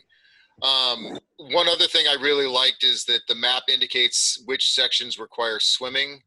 The only part I would add on that, it would actually be good to know where the swimming starts and stops, because it just sort of says this is a swimming section, but there's not like a clear break at where the swimming sections start and stop. But when you look at some of the cross sections that are shown in these swimming sections, you see that it actually doesn't look like it's all that deep. Again, I didn't have a whole lot of critique. This was a super highly rated map in our group, and I really liked it. I think that the only thing that you know kind of took away from it versus Taj Mahal was it's just a much simpler cave, and it falls into that same kind of thing. As you know, if you're doing an easy cave, you tend to not get as much credit for someone who's tried something on a much more complicated cave. But you know, it's not like we get to pick exactly which caves that we map. So that's what I had. And I don't really have anything to add differently than what Paul said. This was one of my highest rated maps. I thought it was very well executed. Everything was really well done. I don't really have a lot of criticism on it. And just as Paul noted, you know, it's a matter of complexity. I mean, you know, this certainly is like, you know, I mean, you know, it could be a metal map depending on what other maps are submitted at any particular year, but it's an excellent map. I think I might have even given you my highest grade of all the maps, or pretty close to it. No, I did. I gave you the highest grade. I did. And I did as well. Any questions, Nancy? Yeah, actually, well, thank you for your comments. A lot of this nitpicky stuff I should really fix, like the datum and just stuff. I noticed that almost all of the judges said that some of the cross-section lists don't match the plan. And I'm usually pretty good. I have my ruler up there and measuring. So I was just wondering if you remember which ones it was. I'll have to admit that I don't. I didn't make a note. And I think that, I mean, it wasn't very many of them. And you got to understand that, especially when you're looking at a really good map, that's when you start to be the most nitpicky. Because it's like, well, I mean, you know, because if you're going to decide like this map over that map, the only, you know, the difference is in the details. Oh yeah, no. So, you know. And I don't think any of us like measured every single one. I think, at least in my case, I just sort of did a spot check, and I think on this one, the vast majority matched perfectly, but I couldn't tell you exactly which ones that I found that didn't. But I mean, if you look at the scores, you can see that you really didn't get dinged on that to any significant degree. This is a fantastic map. Well, thank you. Yeah, I like this map. I spent a lot of time on it. Okay. Can I just make a comment? Yeah. When Paul was saying that he wanted to know where the swims began and ended, I would just say that depends on who you are. Because Matt and I were both in this cave, and Matt's area of where he can walk and where I could have to be swimming, they're just different. So I'm not quite sure how that would really play out. Point well taken, Carol. I like the. That's probably why I didn't comment on it, because I'm like, whoa, well, I know who mapped this cave. Yeah. I liked it as well. I would have put the location under the title. I'm at least very used to that. I want to know what the cave is and where it is sort of comes first. And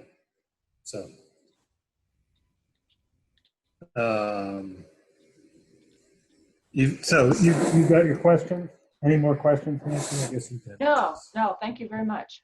Okay, so Josh and Stinson Cave. You go get that. And I guess Paul will go first if he's ready.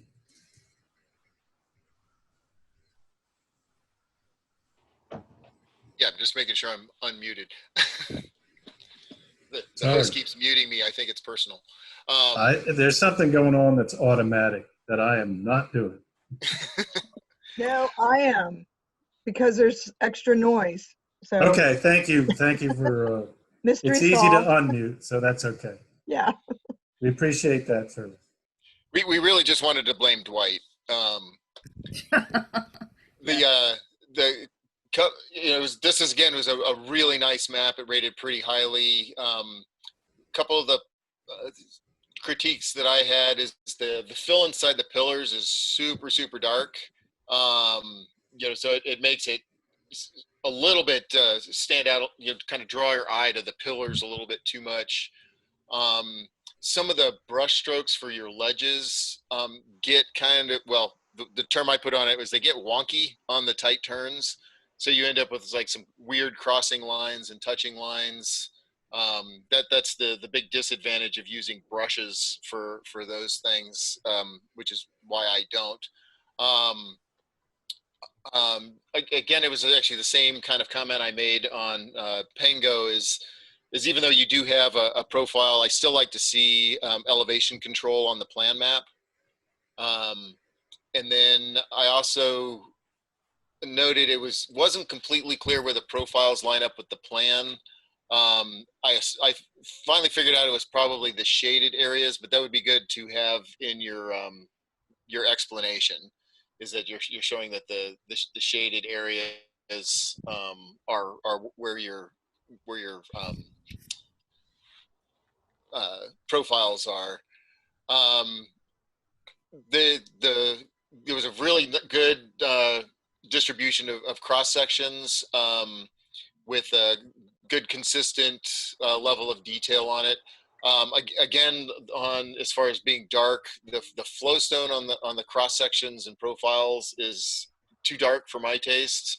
It just really stands out because it makes it look like a really heavy line weight. So it actually makes it stand out more than the walls. I really liked the geology map. As a geologist, you're always going to get some extra, props from me for having some geology on there. I had problems finding where your actual datum was, and there wasn't a vertical scale on the profile views. But other than that, those are kind of the critique points.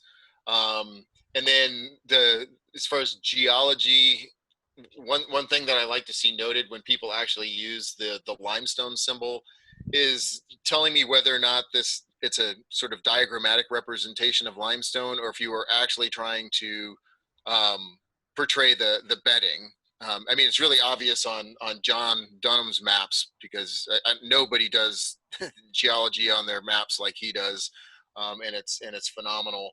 But I do see a lot of people just using the generic limestone symbol that in some cases where I actually know that the bedding is tilted, but they have it drawn flat, and that just kind of drives me a little bit nuts. But if people have it on the explanation that this is just representing limestone and doesn't indicate the actual stratigraphy or anything, I prefer having that called out specifically.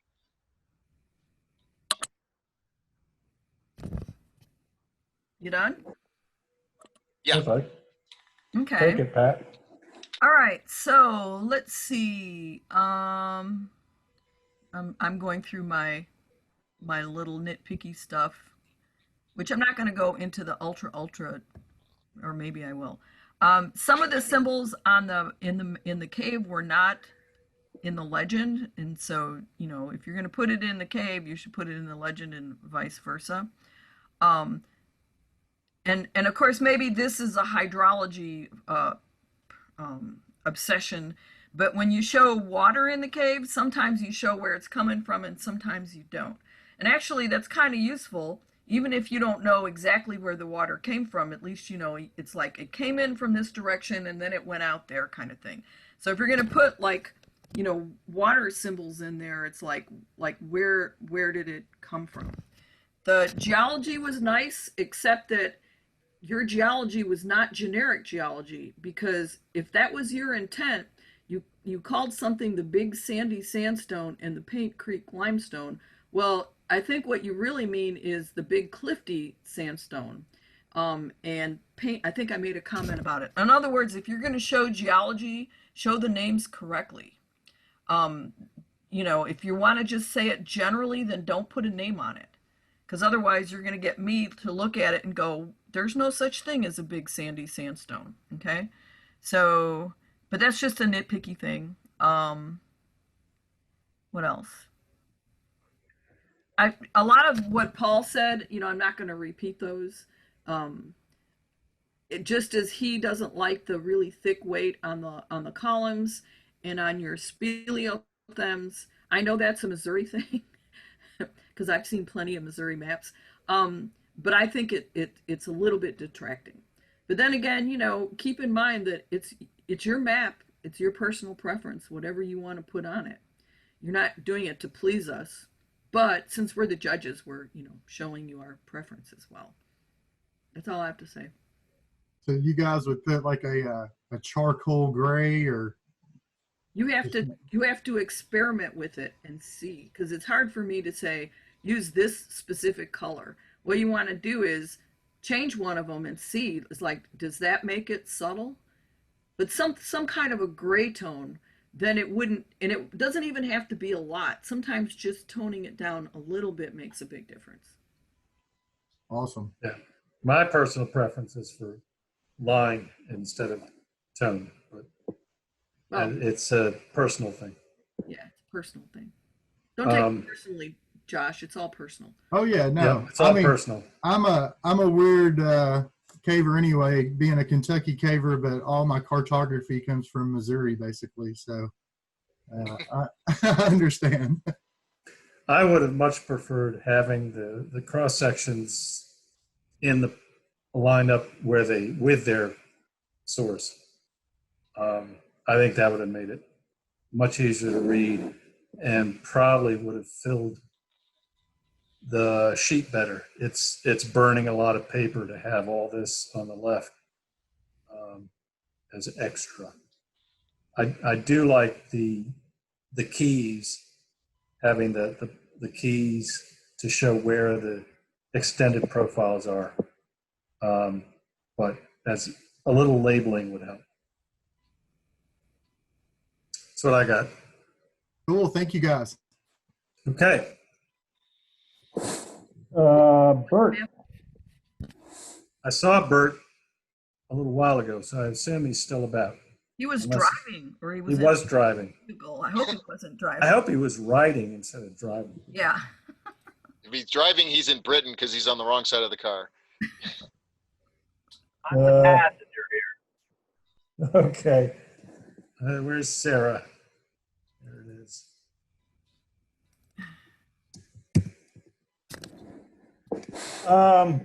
Pat? Okay. Well, of course, I love maze caves, and I know maze caves are hard to depict, and so I thought that in general, he did a really good job in depicting a pretty complicated looking cave. And anything that I say is going to be sort of nitpicky. So what did I say?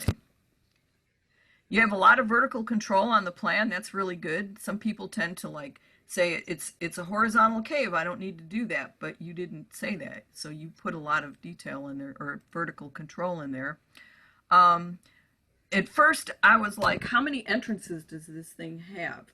So you have your main entrance labeled, and then I'm just going to assume that since nothing else is labeled as an entrance, even though they look like they go out to a cliff, but maybe not. So that was a little bit unclear. I mean, obviously, if it's an entrance, it's going to be labeled an entrance. But I did, like, at first, wasn't really sure. Did that come out that it was not enterable? Or, because if it's continuing to be in the bedrock, then I wouldn't have brought the shading to the very edges of those. I would have, like, brought it out a little bit. So it didn't look like those came out on the cliff face. If I could, Pat, this would so help having a surveyed cliff line. Yeah, that would probably be helpful.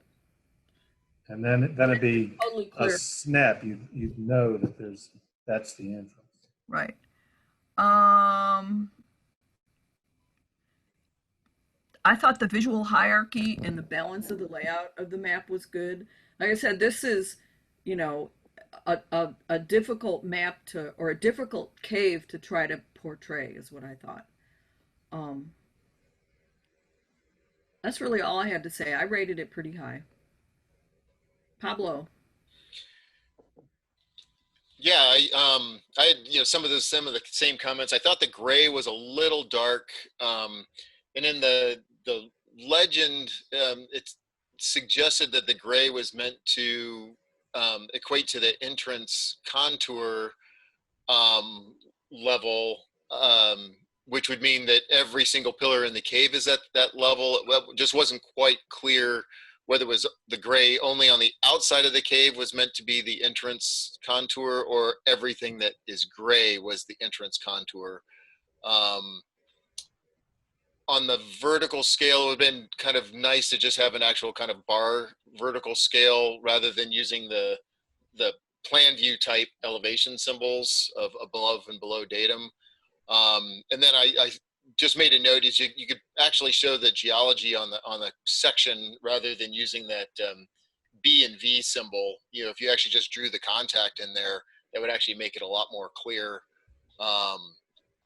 You know, this is one of those caves that, you know, there weren't a lot in the way of cross sections, but that isn't necessarily practical. And there were definitely plenty of ceiling heights, just to let you know what the passage character was, and sort of like what's the tallest route through.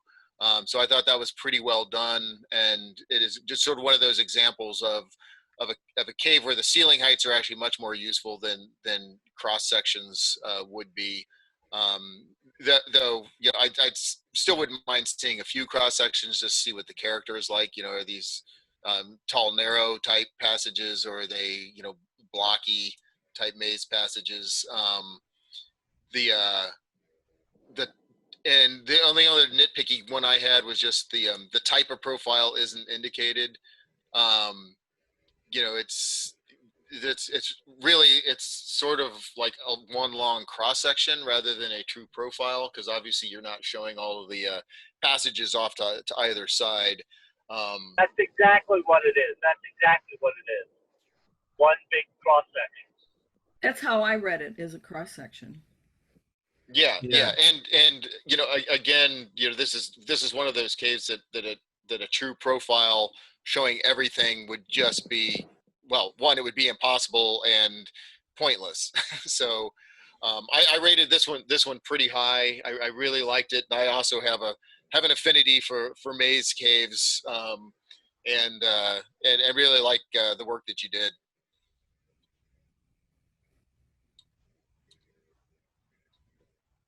And that's all I had. Okay. Any questions, Bert?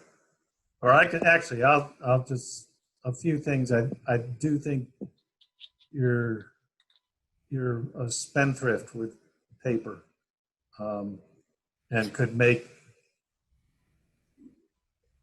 more use of the space so that your plan is larger compared to the sheet.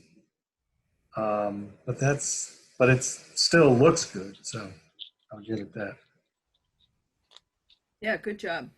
And the north arrow was clever, but maybe a little much.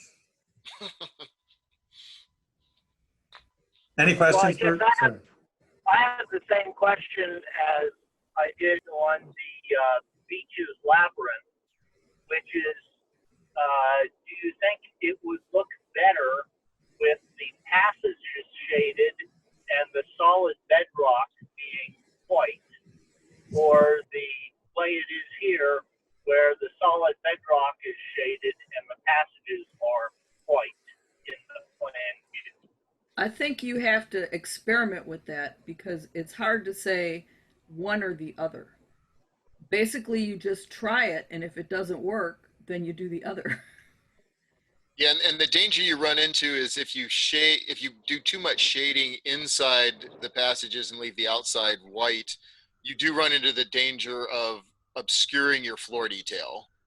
Yeah, especially if your line weights are light. If you use too dark of one, you would still get the feel for it as being a maze cave, but you start losing some of your nice detail in there. And like Pat said, it's one of those, you sort of try it and maybe, not do the whole cave at once, just grab like a little section and say, okay, let me see what this would look like and what the right shade would be to see if you could pull it off. I do think that the solid, either solid inside or solid outside in this particular case is way more efficient than trying to do that gradual shading inside all of your pillars. I think that would be tedious, and because you've got some tight corners in there, I think it would look a little weird in places if you tried that way. Yeah. I'm curious about the fading away of the pillar. I assume it's very narrow and it's like almost a pillar. There's a transition between space and pillar, which is kind of an interesting idea. But I don't think, since you have the edges of the boulder saying, oh, I know what all this boulder is. If you know what the backside of the boulder is, then it's not almost a column.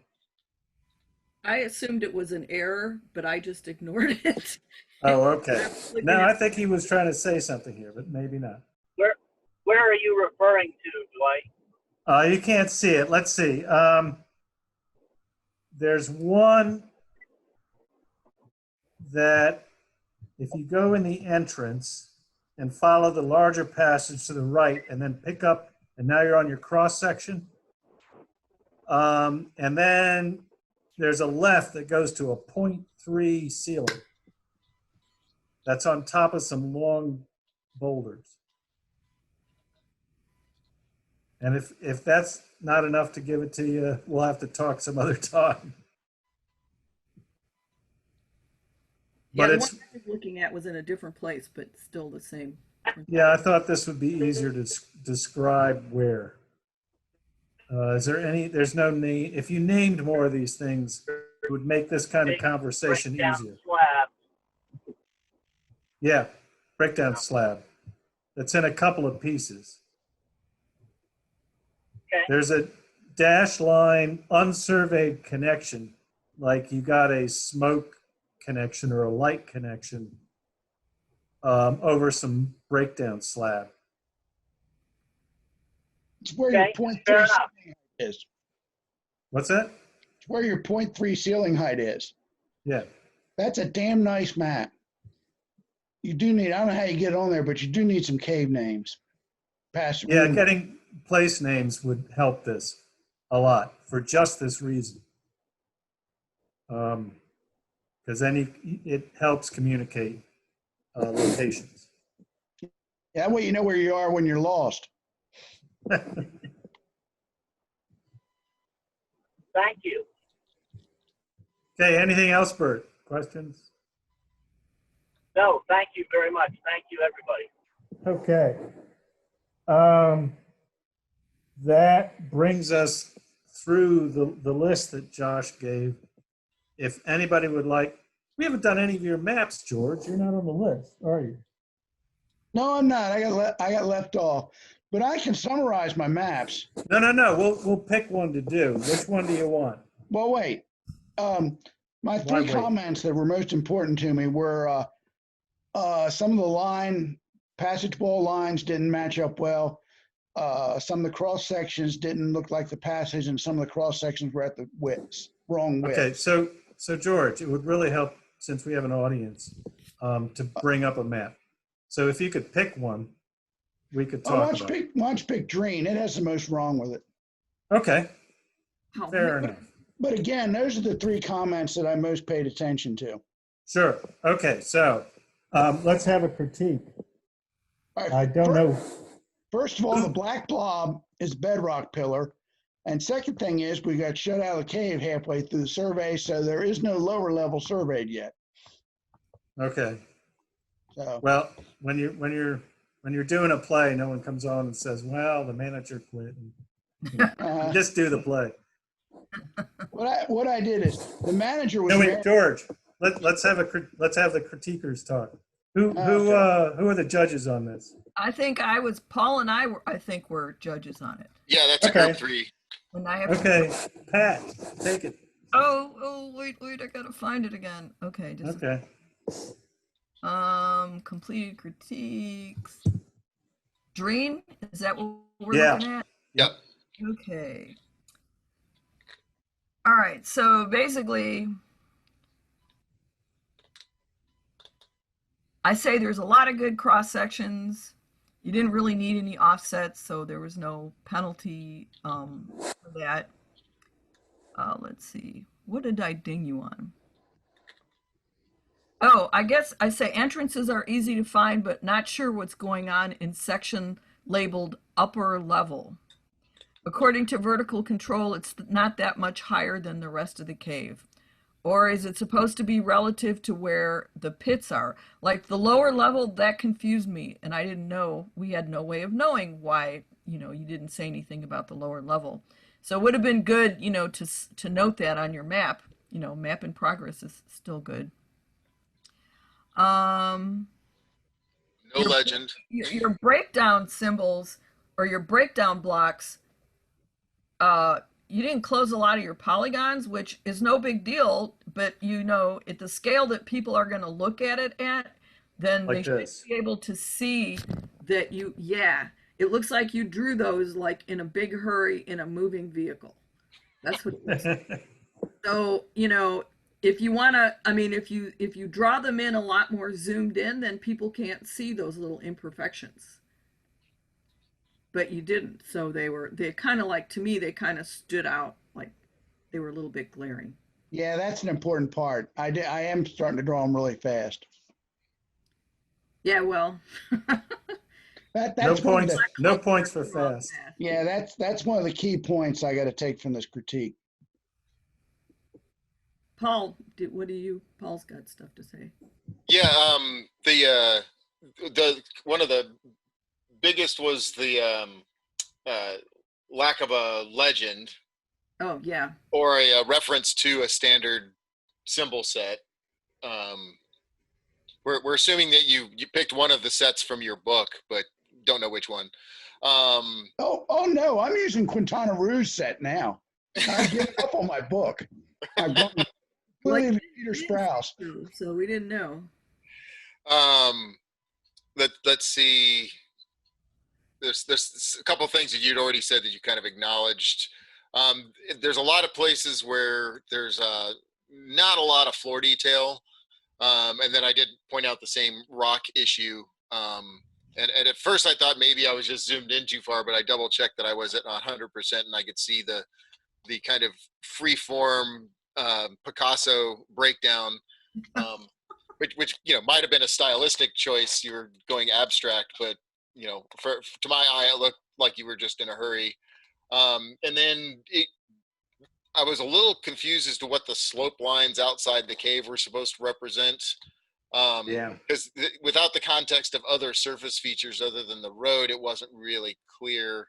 And it's one of those, if you're gonna put surface features on your map, it's good to make sure that they're actually clear and they actually add to the map. We see in a lot of cases, not just this one, where people try to get extra points by adding lots of other things, but when it's not done well, it can actually really take away from your map. But those are kind of the big things, and like you said, you got some similar things on a bunch of your different maps, and know what the take-home message is.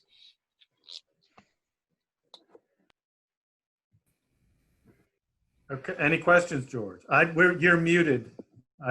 I don't know if I can unmute. I can unmute. Here you go. 1 second, George. Hang on. I'm trying to unmute you.